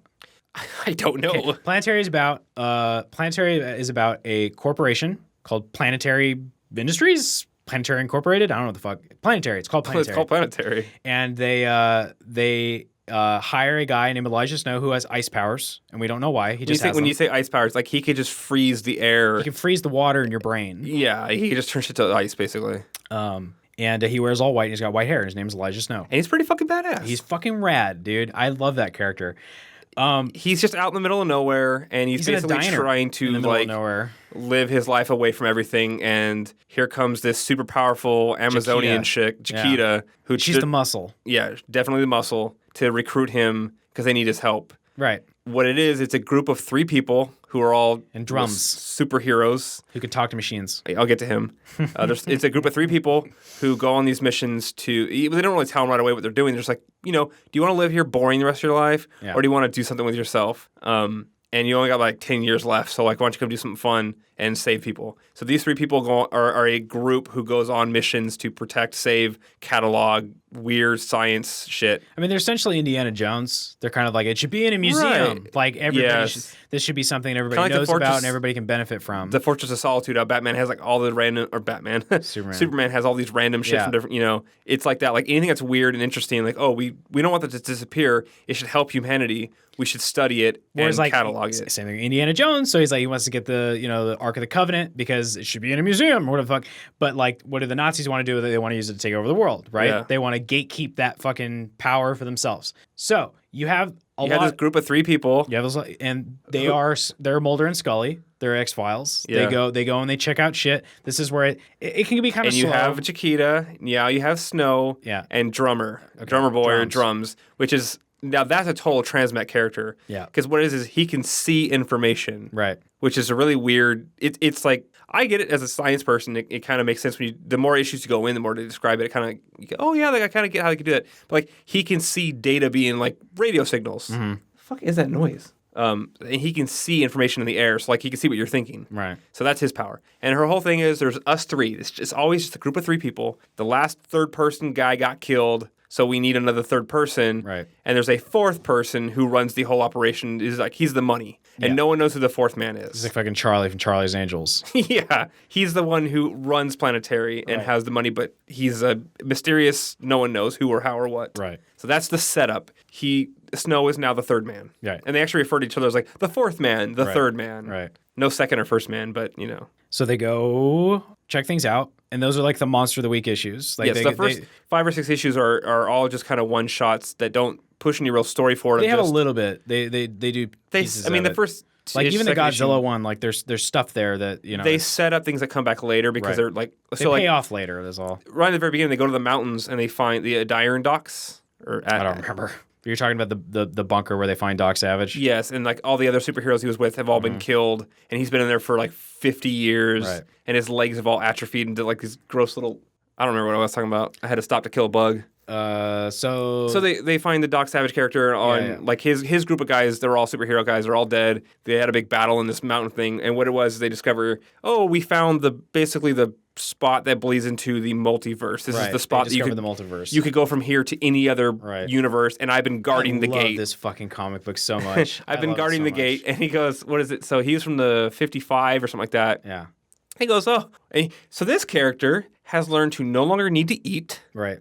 Doesn't need to sleep. Right. Can live forever. Yeah. And can heal himself. Right. But at least as time goes on, like his legs did turn into basically mush of nothing because, as good as his power was, it wasn't perfect. And he goes, what, I've been down here like 25, 30 years, something like that. And the guy's like, I don't have the heart to tell him he's been down there for like 55 fucking years. Yeah. Just sitting there guarding a door. But yeah, and that's Doc Savage. Or Axel Brass or Doc Brass or something like that. There's an actual name in the Brass, I think. While that's a Monster of the Week, it does set up like the idea of the spiral, weird-looking multiverse, door bleeding, whatever thing. So the main story, like the main conflict, because you need, in order to have a good story, you have your protagonist, but you also need your antagonist. So the antagonist, this is English 101. The antagonist in this story, which is a kind of a great, cool twist, because they're essentially, when we talked about earlier, they're analogs to the Fantastic Four. So what Warren Ellis postulates in Planetary is, what if instead of the Fantastic Four being like these explorers, these scientists that go out into the unknown, they get these crazy powers and they're discovering things all the time and trying to make the world a better place and they're heroes, what if they were assholes? What if they went in and they did discover all that stuff and they got the powers and everything like that, but instead of sharing their technology with the rest of the world or sharing things they discovered to help humanity, they bogart it. They bogart all of it. And they just make themselves more and more powerful. Oh, I just remember there's a Thor one. There's a hammer. There's a hammer. That's the Thor thing. Instead of sharing it with humanity, they bogart it all just to make themselves more powerful. And so I see another video in our future. Here's all the references that are made in Planetary.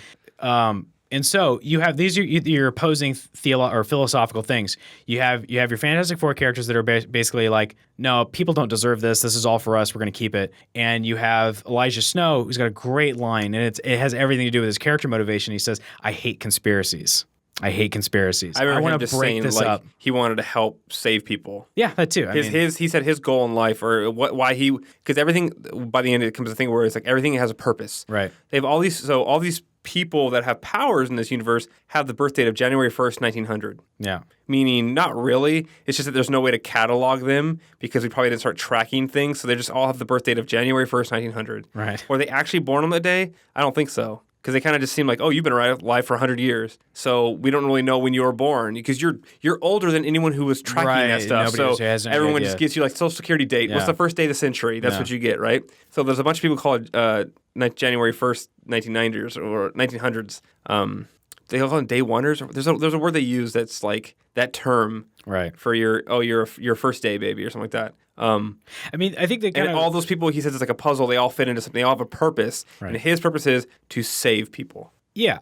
And he thinks it's fucking bullshit that people squander this technology that could be saving people. This is kind of like if you want to give it like a modern or like a real world like a metaphor or whatever, it would be like think about people, think about billionaires, think of the 1%, think of the Illuminati, think of people that just like they've got it all and they've got what if they just they bogarted all that technology and all of their power, and they just don't use it to help anybody. Yeah. And you wanted to be somebody that said fuck that, and you want to break it up, and so everybody can enjoy it. So that's kind of the setup. And the Fantastic Four, they're really fucking powerful. Like see what their deal is it's hard to remember because you see in the beginning and then you learn more about it later on about how it's 4 astronauts that got sent out to outer space in like the 40s. Yeah. So this is where I get hazy because I just know the comic book stories, but I don't necessarily remember the and then they found a bleed into the other universe, and you find out later the guy who planned it all had made a deal with the beings on the other side of this universe that he would sell them Earth's population of people, like give him and his 3 other astronauts superpowers. Let them live forever. Let them be super strong, super smart, whatever, which became the Fantastic Four. In exchange, he would let them, within 50 years, have everyone's soul basically on Earth. Oh, I didn't remember that. Like there's more at stake there than I thought. And so that's when the Snow is very much like you said, like fuck those people. Like he literally sold out the planet just so he could kind of live forever. And he said, "Fuck it, I don't care because within 50 years, I'll just pop into another Earth in one of the other universes. So even though they're going to come back for me, I'll be somewhere else, and they'll keep looking for me. There's not infinite, but there's tons of fucking Earths. I'll just keep going to one or the other until I don't care a shit anymore." It's funny you said the bleed. Like, did they use that word, the bleed? They use the word a lot. That's Warren Ellis thing. So that's his word to describe. I don't know if it's his word, but it makes sense the word to describe. They bleed together. It's to describe the in-betweenness between dimensions. Like there's a space, there's an actual... In the Authority, they have a giant ship. Is that another... Okay, so you see another thing? The ship from... the ship that... like Shazam, like the Shazam kind of character, doesn't he have like a big ship that's like one that alive? Was buried underneath the ground? And it doesn't have like its own consciousness or something like that? Maybe I'm getting that from something else. In the Authority, they ride around in a ship that has its own consciousness, and the whole thing of it is it traverses the bleed. That's where it exists. It's just like a big red nothingness. And it's just the space that exists between. Just the way we have space that exists between planets, the bleed is the space that exists between dimensions. This kind of reminds me of like the darkness in Dark Tower. Yeah, like behind the walls that you can't see. What's there? Yeah, but there's like monsters there. Right. Yeah, it's exactly like that actually. It's very much like when you go through that. Or at least depending on how you were protected or what transversal method you used was like it's Event Horizon. Yeah, you go through and it's like oh shit. Yeah. And makes you think of that scene from the Giant Bomb Game of the Year thing that we did, right? Yeah. Like it's just like oh this is not good. Yeah. But yeah, so that's how the Fantastic Four are born, basically. So, and they're dicks. They have a building where they operate out of, and they just like have everything at their disposal, basically. Yeah, so I mean, this is not really a spoiler. Just to give you like an example, so I said that there's a Superman analog, a Green Lantern analog, and a Wonder Woman analog. That's because in one issue they show each one of those characters. They do basically their origin story, like what they are. So like Superman is the alien immigrant. Oh, I remember that now. It's the baby being sent off a planet, right? Right. So like the Superman story is the Kryptonian baby lands on Earth and gets raised by benevolent farmers. Yeah. But in Planetary, the alien baby lands and they find it and they fucking kill it. Because and all those soldiers were like, huh? Yeah, because he burns it. He just burns it alive. And like Green Lantern, they kill the Green Lantern, and then they're trying to figure out how to like get the fucking, because instead of it being a ring, it's inside of his chest. It's inside of their chest, and so they're trying to like take it out. They rip it out of his, surgically remove it out of his chest so they can like harness its power. Right. I don't remember what happens in the Wonder Woman one, but it's like Amazon. I can't remember, but that's what they just stomp on everything. They like fucking nope. Nobody's gonna have powers. Nobody's gonna have any kind of cool, strange anything except for us. We're gonna have we have it all, and we're gonna figure out a way to take it out of you. Like it very sciencey. Like you said, it's an autopsy in a way. Like they're like, oh, I'm just gonna rip it out of you with my hand. It's I mean, just think of like any movie you've seen where the government's just like, how can we use this? How can we weaponize it? We're how gonna can we cut make it ours? Into pieces to study them. Yeah. Like nothing, and then they got to go on the run because the government's after you, kind of thing. Like that's what they are. So yeah, I don't know. It's a cool premise. I like it a lot. I think it results in some awesome kind of payoffs later, like when people get their just desserts or whatever, like Elijah Snow's plan, and I don't know, different things. I can't talk about it. I don't want to spoil it. Like getting in I think we're supposed to be spoiling this. This is what the book clubs are for. No, I think a lot of people haven't read this. We're not spoiling, but we're supposed to talk a lot about it just without the ending. Yeah. The whole thing comes really around to that Elijah Snow kind of forgot his past. He's got a big spoiler you're doing. No, right it's now. not, because what really happens is the actual event. This is the premise, actually. Right. He's had memory blocks put in that has prevented him. He doesn't remember his past. Okay, well, if you're going to say that, then say why. And what it is those Fantastic Four assholes, they said, okay, it's been fun trying to outsmart you. And yeah, he's tried to take these guys out before and he lost. Yes. And he's been writing these guides called planetary guides every single year, and he's documenting every single thing that he runs across. He takes pictures, describes it in detail, and it's an account of all the weird tech and science shit that they've recovered, or stories that he's gone into or witnessed. Yeah. Because sometimes he's like he didn't write it in the book, like he only knows about it. So he has these memory blocks put in by the Fantastic Four guy because they've been adversaries, and he just says, "Look, I get it. You're trying to take us out. I don't want to kill you. So here's the deal I'll make. Let me block your memory and I'll send you off somewhere and you can go live a life quietly by yourself, or I kill everybody that you know and like." And so his whole shtick is that, you know what, I'm willing to sacrifice myself so all the people that I love, all the people that I care about can continue living on and doing what they're doing. I'll go ahead and make the sacrifice. And I'll just forget who I am and go off and live in the world. Don't ever come back and find me. Mm-hmm. Don't ever try to recruit me. Don't ever try to make me remember who I am, which is what happens to Chiquita and them come back. Chiquita Banana. Yeah. Jaquita with a J.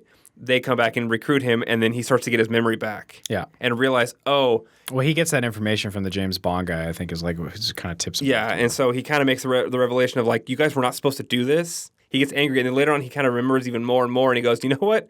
Fuck these guys. I'm going to fucking destroy them. It's a pretty great cathartic because then that's when it gets really good, because he takes it as a personal vendetta of like, no. Yeah. I remember this now. I got another one. What? Do you remember the one? It's actually the cannonball, the thing that comes back and there's like two dead bodies inside it. That's Jules Verne from The Earth and the Moon. Yes. I said that out loud at one point to my wife. Sorry, go ahead. But he doesn't just take it in stride of like, oh, this is kind of a bad dilemma. What should we do? He goes, oh, no. I want to fucking murder these guys. And I'm not even going to be nice. I'm going to be really mean about it. Right. Like, he's not worried. He's not like, oh, you know what? You guys beat me last time. He's like, no. I know what to do this time. Yeah. I'm going to fucking make it really bad for you. Yeah. And it's just a personal vendetta to take out these four guys. He's like, he wants to let him know he's coming, and then he makes the giant 4 in like Central Park or something. Yeah. So I mean that doesn't spoil anything, because that becomes the actual story, is him on the search how to find out where these guys are, who they really are, and how to get to them. And he's always one step in front of everybody. Yeah. And then the very end, which is again not spoilery, is he's trying to. The reason why he's now has a third man vacancy is because the guy that he's replacing turns out. Well, can I say that? Say it again. Who Snow really was? No, don't talk about the fourth man. That doesn't matter, though. I don't think it's... But that's the very last issue of the series. I'm not going to say what he does. Okay. So, turns out Snow was the fourth man. Oh, no, that's fine. I thought you were going to talk about the other guy. He was the fourth man. So what happens is the reason why he's now the third man is because that guy got killed in action. He's like, oh, shit, I'm replacing the guy that got killed. I was not the third man. I was the fourth man. Right. I got to try to figure out a way to like solve, like not figure it all out, but like bring closure to it all. Let's just say that. And the reason why Elijah Snow is so smart and can figure all this stuff out and such a good planner is because he learned from. Do you remember that? Sherlock Holmes. From Sherlock Holmes. Yeah. She actually tracked him down. Which Sherlock Holmes actually was a bad guy.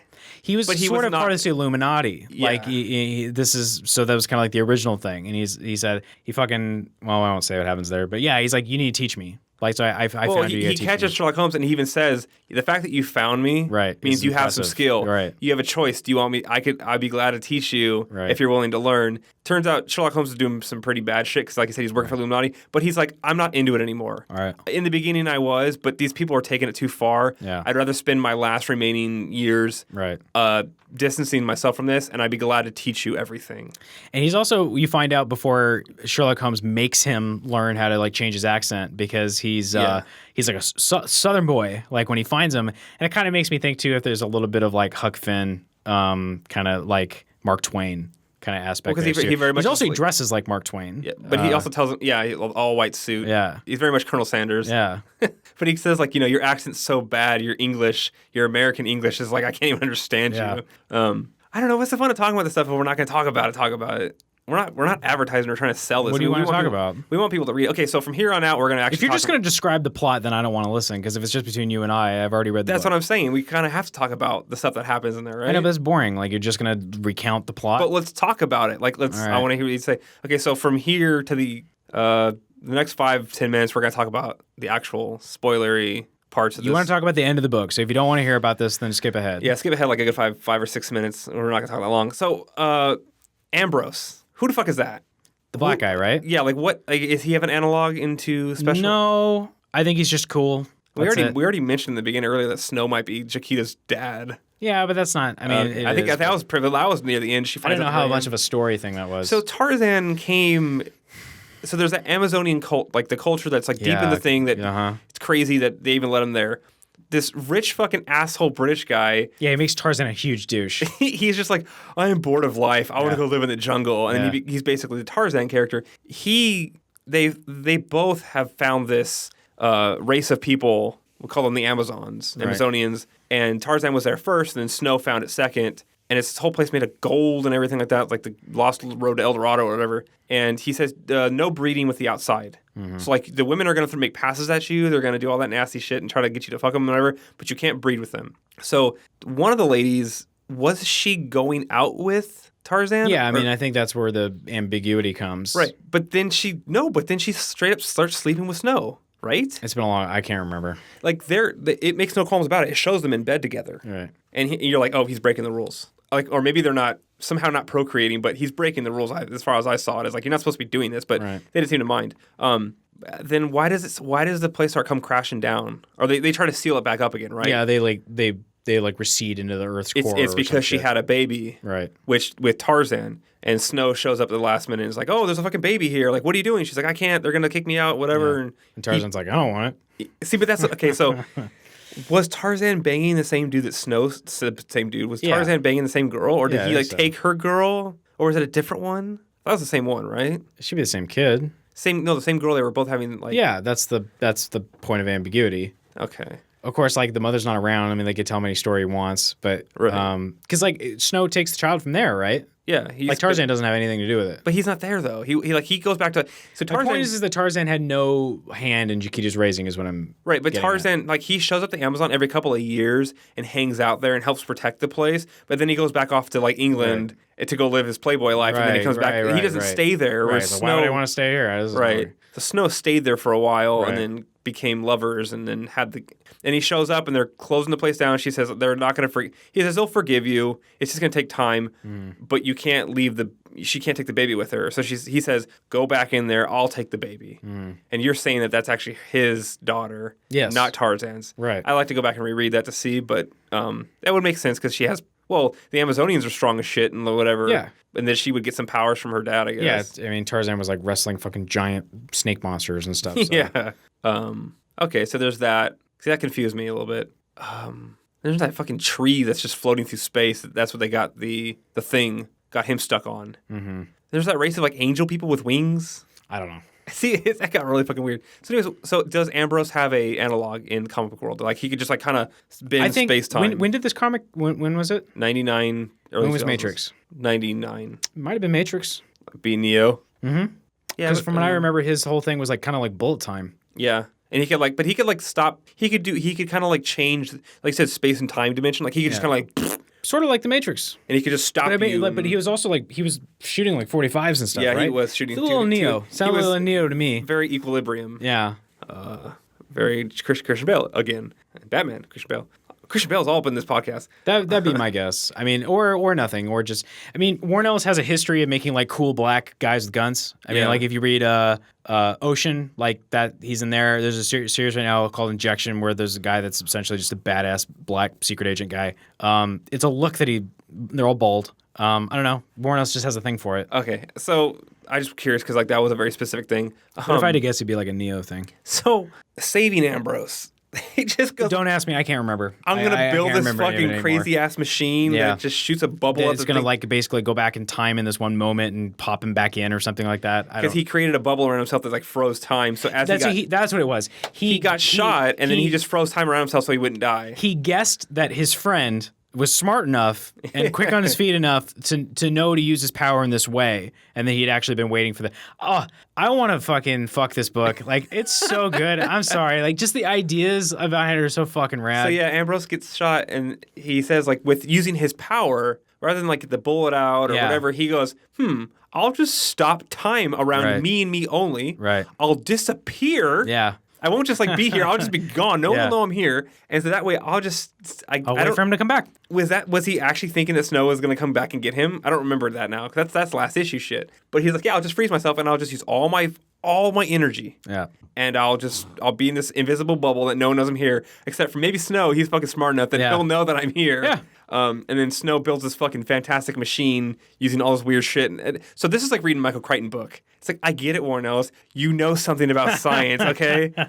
I know science. You know more than me. You researched it. I get it. Because they start talking really technical. Yeah. I have no fucking... Even I just gave up and said, okay, yeah, whatever, stuff. You remember the part where he... photons, you know? He like, there's the thing where he like goes inside of his own brain to like discover what he knows, that like what's been unlocked, as a whole like mandala thing with like the kind of the kaleidoscopic... oh yeah, he takes the drug, like the peyote. Yeah, yeah. But the way that it was explained was fucking like blew my mind. It was cool too, because the way that shaman, whatever you want to call it, was like, you have this and it's just like Inception in the sense that, wait, did I wake up or is this another dream? Yeah. You question reality at that point. Like, no matter how tough guy you think you know everything, you take these drugs, you do this thing, you come back and you're completely changed. Right. You've explored your own fucking brain's universe, right? And you don't know how to like take in the real world after that. Yeah, that was pretty fucking cool. The Manchita or whatever it is. It's funny because like I'm doing this all from memory because I've read this like 3 times. Yeah. But I really want to read it again right now. Like I wish I'd found time to actually read it before we do this. I like the fucking boat that runs on information. Yeah. It's information and spits it out to propel itself forward. Yeah. What the fuck is that? That's fucking comic books, man. Is it Carl Sagan? There's the light sail. There's actually a thing that they're testing right now that I don't know the grand scheme there, but I guess if it goes fast enough, it's a big fucking square, like not a parachute, but like a sail. Sorry, it's a sail. It's a light sail. It's just like a boat sail. It's in outer space on a satellite. It opens this big flat thing. And the idea is that it can take light in and somehow push photons around to propel itself forward using light. Not like, oh, charge my battery and then push. It's actually using the light hitting it to push it forward. And I guess it does work. But it's like super slow. I mean, it's not gonna like, hey, we go to Mars now. We shouldn't do like a. I don't think we need to. We've given Warren Ellis enough fucking blowjobs. But like, you should read Ocean and Orbiter. They're it all sounds interesting. So I would, but I want to move on to different they're like stuff. very like science fiction-y things that you would like. But the whole idea of the light sail, like there's that. It just makes me think because like one of them it's about making I forgot what they called it. But it's basically like an anti-gravity drive. It's just like, how do you like go as fast as like you would want to go like in fucking science fiction movies, like through space? And it's like, you can't do it through like physics. You would do it by like magic. Essentially, it's just like you're creating your own like pocket of fucking like, well, it's as far as the universe is concerned, you don't even exist.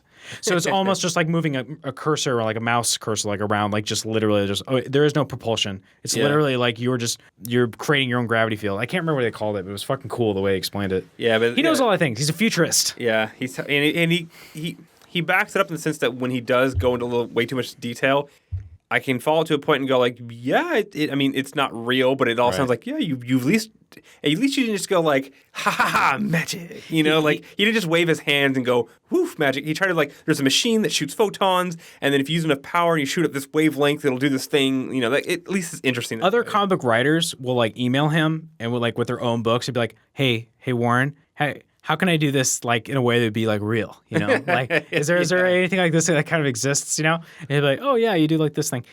He does like talks at like universities and like futurist societies and stuff like that. It's like, cool that there's people that still think the future that way. Oh no, he thinks it's fucked. Like the last I listened to, I mean, he doesn't. It's like it's too late for me. Like it was kind of like the next generation kind of thing. But it's mostly about how like how fucking much it sucks that we just have iPods now instead of like the things we should have. Sounds familiar. Anything else you want to say about Planetary? I have a couple things. Trying to think. I did like. Can I talk about the artwork while you're thinking? So it's kind of cool. The whole. I go back to that Lone Ranger story. What's crazy is that yes, it incorporates another icon, but it makes him related to the bad guy in the end, right? I don't remember. Like it's like, oh, it's his son, or he was double crossed by his brother, but it's not. My God, there's the story with the person whose dad wasn't really his dad, but he inherited the name, but not the superpower, so he's fucking angry. Oh, the main villain. Okay. He's that mad makes sense. because then. Yeah, sure. His dad was the. And you're going back to what you were saying, like, it's Lone Ranger, but why do they make him kind of like scary, like a bad guy thing? That could be as much as just like, yeah, Lone Ranger was this good guy, but like he just like killed Indians and shit all the time. Yeah. So like Warren Ellis is probably presenting him in such a way that, you know. God, I'm trying to remember, but it was Leather. It was someone, last name Leather. His wife had an affair. And the kid that was born is the guy who became the bad guy in the end, who went to space to get. He was mad he didn't have superpowers, which is why he wanted to go to space and get superpowers. But he was fucking pissed that he inherited the name but not the superpower. So like he's mad at his dad, which is not really his dad's fault, because he felt like he was owed the Earth, like it was gonna be his, but he was cheated out of it. Yeah. Because he wasn't actually his father's son. Right. And I want to say that was the guy who was the Lone Ranger's like buddy, or the guy who killed the Lone Ranger's buddy. Yeah. And that's why it's kind of cool to bring up this like comic book story, but not just as like I said, a lot of them are just one-offs. Like, why is that there? It's just for fun for comics, woohoo! But this one they incorporated part of the story. Yeah. So it'd be kind of funny if like, oh, Godzilla gave birth to a thing, and then it turns out the son of Godzilla has been hanging out with Elijah Snow. That kind of thing. If they'd incorporated more of that stuff, I enjoyed that part. Yeah.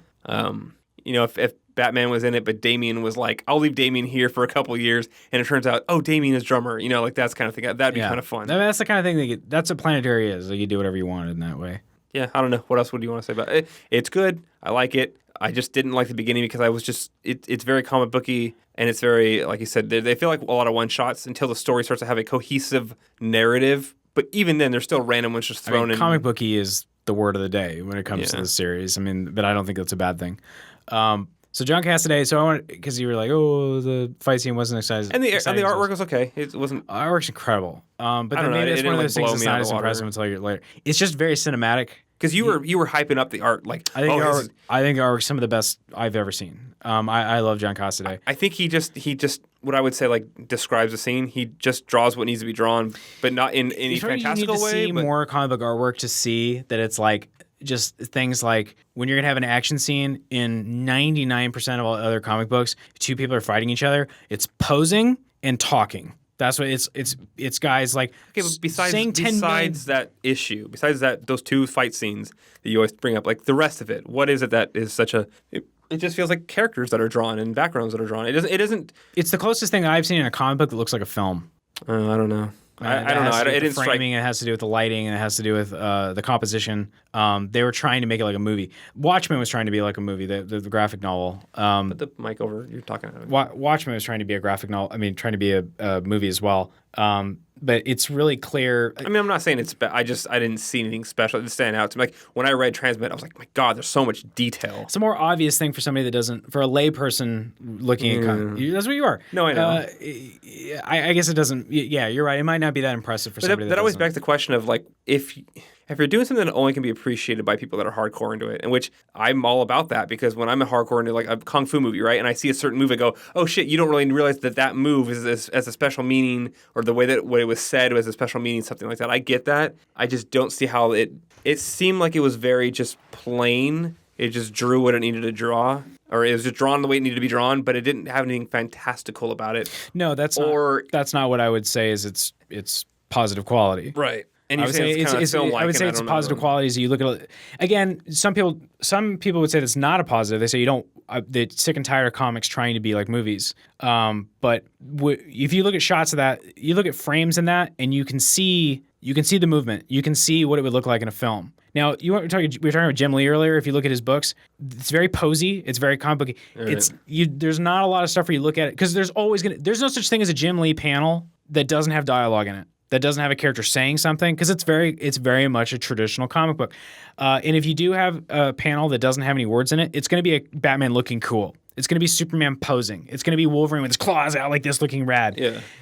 Planetary has a lot of panels where there's nothing being said, and it's literally just like it's setting the scene or it's showing you movement. I'm trying to think off the top of my head. Just show me some later, I guess. Yeah, I'll show you later. I mean, it's the kind of stuff where I geek out with like other comic book people that really read a lot of comics, and you really talk about it, and you'd be like, and look what he did here. Like this is conveying movement. See, when I think about like we talked, we read some of the also no boom, no whoosh, like nothing like that. It's conveying movement without doing any of that stuff. I don't read like Golden Age, Golden Era, Silver Age comics. So I never really encountered a lot of the but even Transmet did that without there is like the rat-a-tat-a-tat-a-tat, like you see that on screen a lot. But I feel like the stuff that I read is always kind of just, you see what it is. You don't have the like Batman sound effects on top of everything. So maybe that's not a big deal to me. I'm not used to it. Like just off the top of my head, do you recall like so when Chiquita fights the giant ants? Do you remember anything about that? Yeah. So like again, I've read this like 3 times, so I see it in my head. She goes like he has to convey how fast she is. Yeah. She gets from one point to the other. And he does that without doing like whooshies or like vapor trails behind her or anything like that. Yeah. And there's one point where she jumps up. It's a shot from behind, and she's small. She's in the foreground, and the ants are in the background, and she's jumping up like in front of them. And I look at that frame and I go, fuck, because I see that as a film. I see like that as a big wide angle shot and CGI, I guess, but like seeing that character jumping up into the frame. And comic books don't either try to do that and fail, or they're not interested in doing that. But I found that really exciting because I love movies, and it's the closest thing you get to like cinematic language without like doing fucking, pow zoom, whish bam, like guys that are punching each other all the time and they're saying fucking, "That's it for you, Darkseid. Enough of your bullshit." Like they're saying this shit while they're punching. That'd be way better if they were written that way. Well, like, and in this one, that's not happening. When people are throwing punches or when there's movement or action happening, like it recognizes that nobody would have time to say anything in that period, and so it feels like a film. That's all. I mean, I can respect that.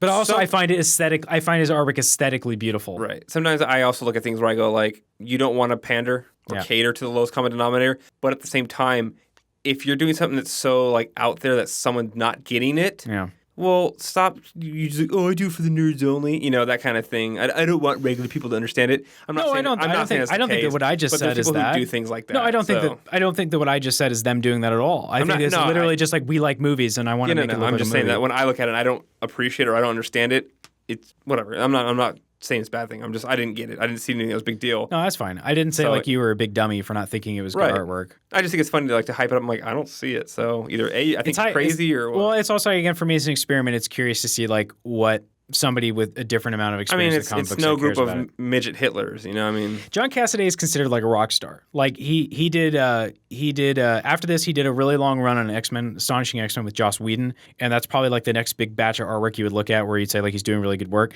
and he's not really doing good work anymore. And it's sort of like everybody just the water cooler conversation there would be like, he did Planetary. He doesn't like need to do anything. It's so weird because I'm trying to think, like, I guess when you find a good artist that you're attracted to, it's because it's like they have a sense of style, a very something like Jim Lee, the way he draws his, the muscles and things like that. And everything is just so plain and planetary, and I guess maybe it's because it's because I don't notice it. Right. It is so devoid of fantastical that it's amazing to see a comic book that doesn't have fancy shit in it. He didn't want to look like a comic book. He wanted to look like somebody took a picture. Right. I got to see that. Regardless, whatever. I'm a bit past that. I wanted to say, I don't remember. So I'll just keep talking. So wrap it up. Warren Ellis is fucking awesome. One criticism people will throw at him, arguments I've gotten into people, is that all of his characters sound like him. Now, I guess you'd have to actually hear Warren Ellis. Yeah. But they're all charming, witty people. Spider and Elijah Snow very much feel like they both know the score and they're going to be, they're not nervous at all. But even like Chiquita and drums, like everybody's like cracking witty jokes. Yeah. And everybody's really intelligent and witty, which I can't say is not true, but it's fun to listen to. So fuck people. So I was gonna say one of the things the reason why I don't like comic books in a way, and is a kind of weird thing to say because it's like some people are like, yeah, I agree, but at the same time it's like shut up. Is like the expensive-ness of it, because like for $4 to read something that takes like 15 minutes. Yeah. And then I don't like to reread it, because what I find that I like most about it is actually the narrative story or the plot, right? Which comic books, they're not, they can be about that, but they're supposed to be about a visual along with it. And I'm like, I like to look at it, but what I liked about Planetary was the characters, the story, their narration. I could read a book. I don't need to see it. Now, I like seeing frames. And that's why I said you didn't find like the fucking Galactus corpse like arresting. You didn't find like. See, I like to. As I said, like pictures. It's almost like reading a book with having a couple pictures here and there. Whereas instead of it being all pictures, so I think of like I was gonna say Hellraiser. Like some of those, like the art style was just like think about the one with the words, Wordsworth. I hate that art style. Yeah, I'm not into it either. But I can respect that. That's totally radically different. And how do you know the poster, the painting that's in Rocky, the movie, where it's him and Apollo Creed punching each other at the end of Rocky 3, but it's like painted with splash. The fact that someone could paint where it's like splashes of color, but when you sit back, it's like a 3D image where if you cross your eyes, you're like, holy shit, there's two people punching each other, right? To me, that's it's technically impressive, but it's also artistically impressive. Seeing guys that are drawn anatomically correct is like, okay, like, but also that is technically impressive. That is hard to do. Right. A lot of people draw monsters because they don't know how to draw people. They can't draw anatomically correct people. They only know how to draw fantastically big things because you have a bigger margin of error, right? It happens a lot with modelers. People who make 3D models, they make these monsters because it's easy to make a monster. It's hard to make a person. I think another thing that people forget to take into account, and this is what going back to like movies, is composition in the frame. And that's a big deal with art. You do the same thing with movies. But I didn't want to get on to that so much. I was just saying that like reading a certain amount of issues or stories that I'm actually going towards like who's this, who's that, and it doesn't require any of that. That's the bonus. That's the cherry on top.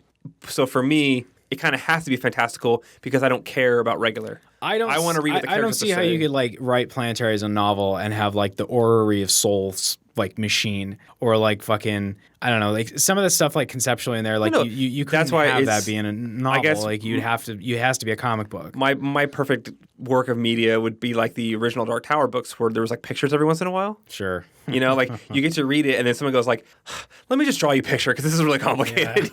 Like it's too complicated. Let me just draw you a picture.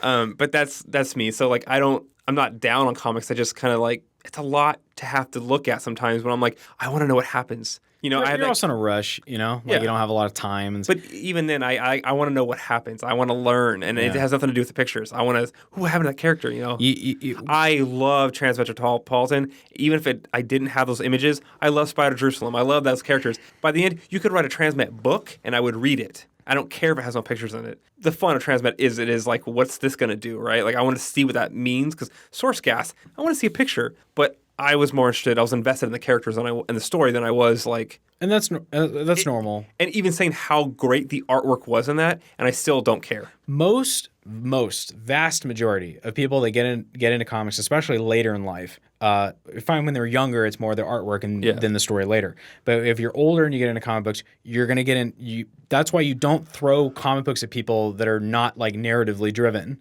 To get them into comic books, you give them ones that are super narratively driven. Right. Also, I like covers, and I think about Transmet being like everything's a cover. Like covers are always like the one that's like you spend a lot of time drawing the cover. Yeah, and I like to look at covers a lot, right? Forever to come out, and so sometimes it's just like, oh, I just like what's that fancy picture in the beginning? Transmet has a lot of those inside. That's why it kind of appealed to me more. Whereas I can't see any particular frames or shots inside of Planetary that were like cover shots. Yeah, think about like Aliens. A two-page spread the picture, or it's just like the genocide, where it's the two different aliens fighting against each other. Yeah, I know what you something like that. You know what I mean? Like I can just load those 2 pages and just like, oh, let me look at all the cool things that are going on. You know, that didn't really. The other thing too is after you've read enough comics, you start to learn that with the composition, with the panel structure and the composition they are dictating the pacing to you. You can ignore it. Think about it. Somebody was saying today, and I'm not trying to be like, I don't like it. It's just.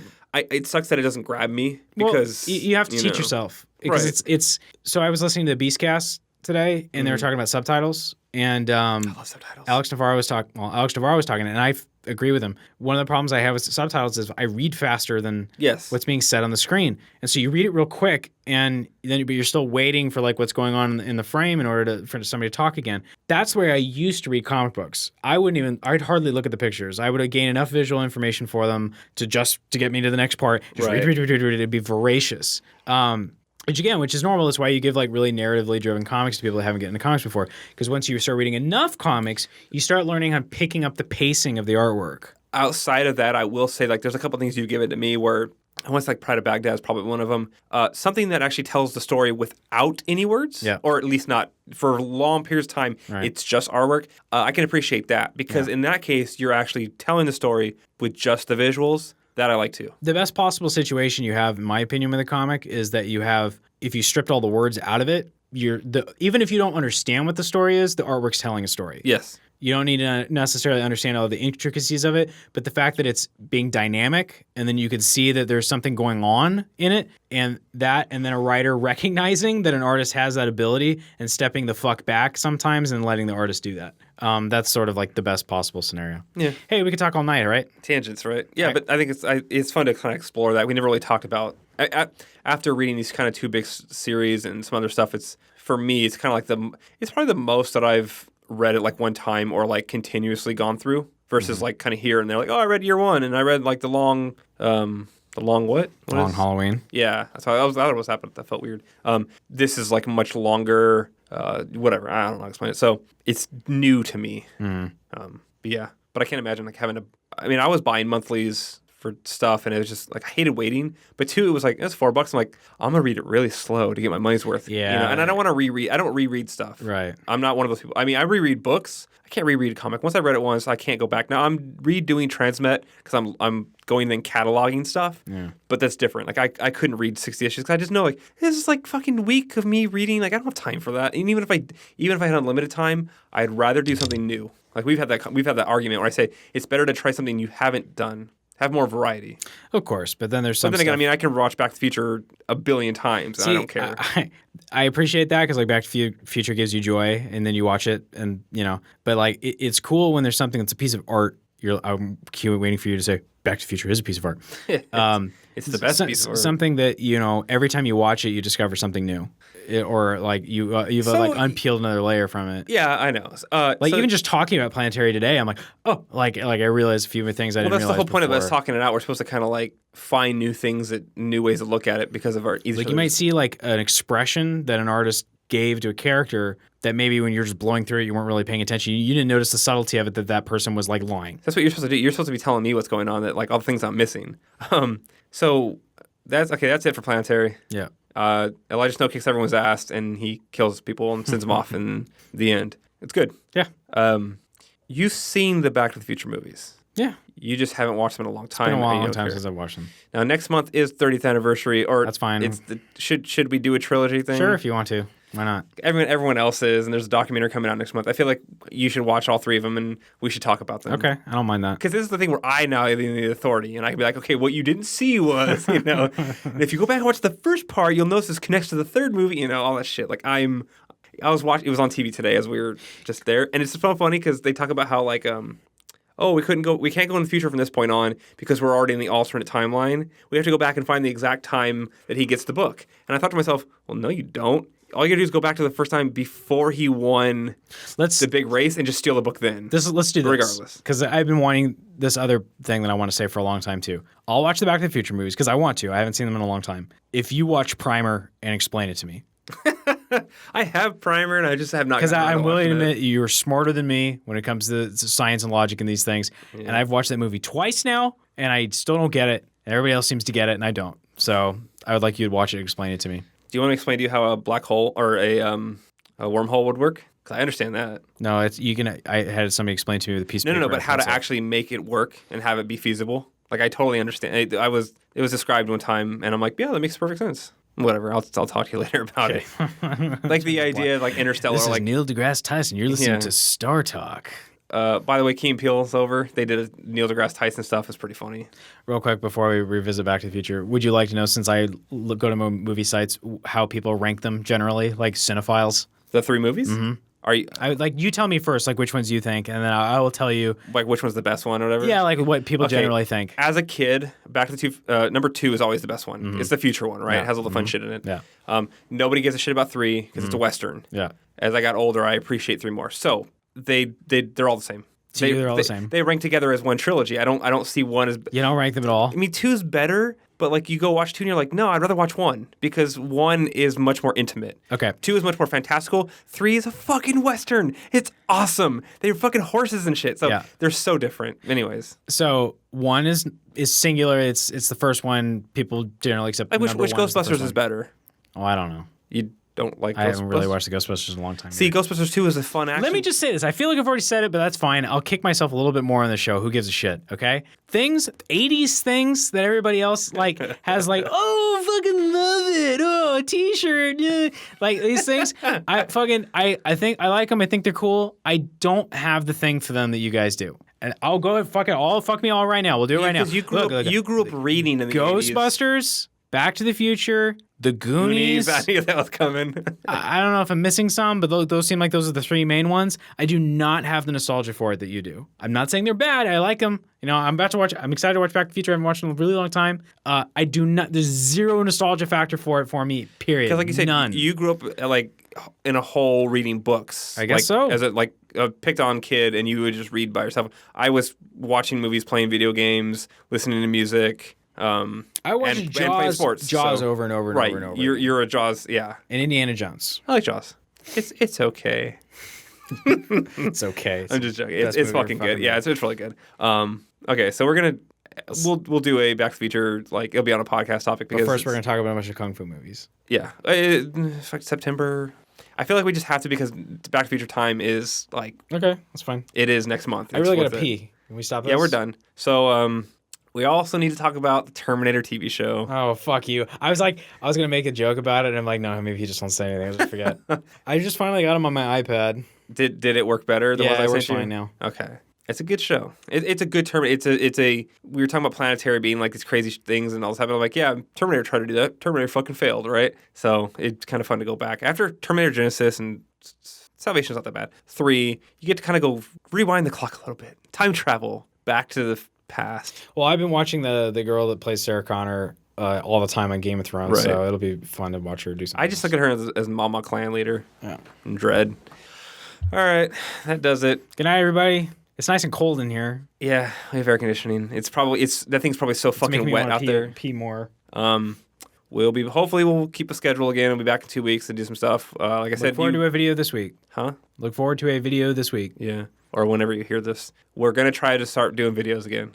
Sorry, kids and Metal Gear. I've played over. Sorry, kids and Metal Gear. Yeah, sorry, Metal Gear. I wish you would watch our videos.